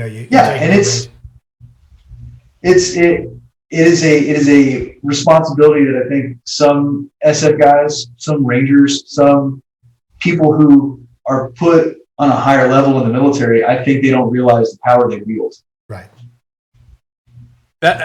You're absolutely right, Caleb. And I'd just add that, when I look back on my experiences and the impact, if you will, that I had, I think really what it was working with the Iraqis and that I was able to represent America and special forces in a positive way. And that when they think about Americans, their view is not like, fuck those people, like, let's set off a bomb in their market. Their view is like, it's Jack and my teammates who are on the ODA with me. Like, those are great guys. Like, that was awesome. I wish I was still working with them, and I think that's really the positive influence that a Green Beret is able to have.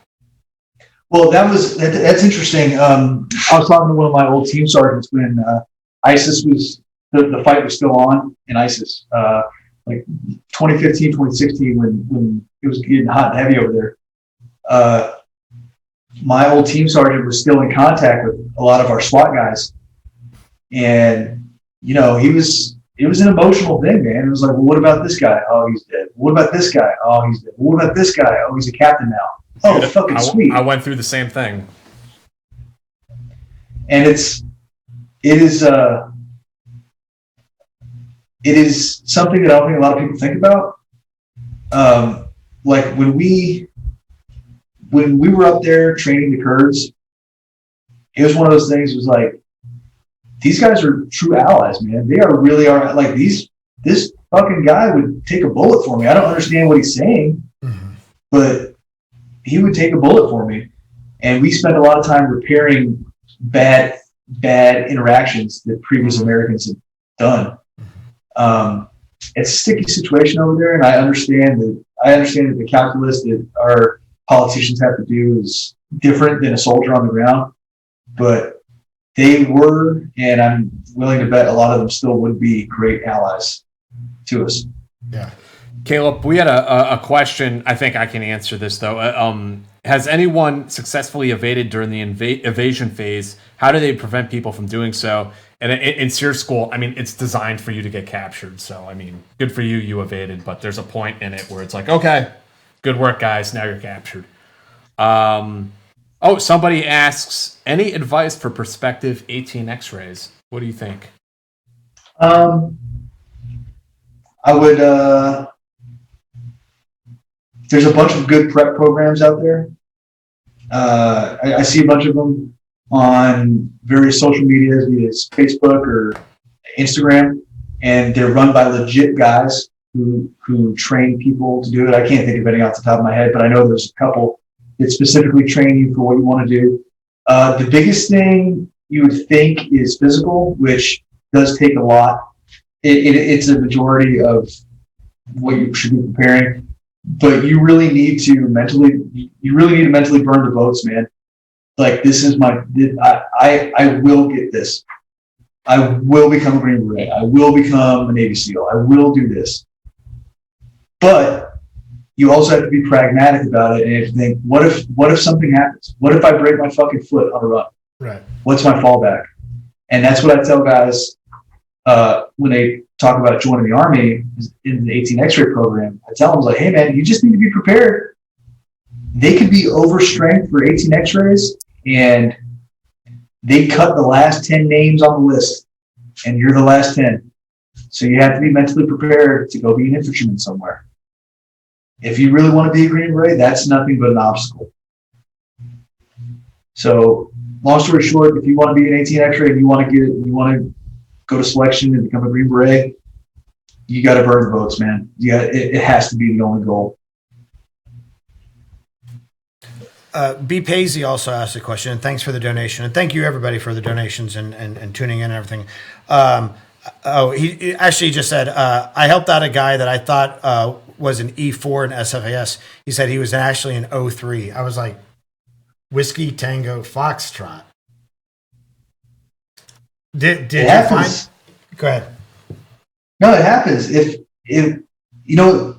good on that captain for asking for help. Like, what if he was a finance captain and he didn't know how to set up a rucksack? Like, hey, guy who knows what he's doing, come help me fucking do this thing. Yeah. And, you guys had talked about how some people are like, you're going to pink card, or some people you're going to isolate or whatever. But wasn't really the fact that they didn't have any knowledge about that kind of stuff. It was more personality based. Is that what you were saying? Caleb, this has been awesome, man, and I've kept you for like 3 hours here. We usually only do about 2. But I mean, Sorry, I talked a lot. no, I mean, this has been great, and we've only gotten up to getting to group. Like, we're gonna have you on for a second episode at some point to talk about your time in SF and afterwards. And I want to keep you for like 10 minutes if we can for the bonus segment, if that's okay. Yeah. I'm gonna end the episode here. I'll just say thank you everyone for joining us. We had like 150 people watching live, and we really appreciate it. Make sure to like, share, and subscribe to the channel. There's also a link to our Patreon down in the description if you want to support the channel directly and get access to said bonus segments that we do with our guests. Yeah, even $1 a month will keep us in beer, pay for our rent, pay for all the programs that we use. We really appreciate everybody's support. Yeah, and thanks for getting us to 10,000 subscribers. It's a little small milestone, pretty cool. And we will see you next week. Who is our guest next week? Oh, it's these guys, Andrews and Wilson, the authors of the Tier 1 series. They're going to be on. They've been on week. before. Phenomenal guests, and we're really looking forward to it. Yeah. All right. Thank you, everyone, and we are out.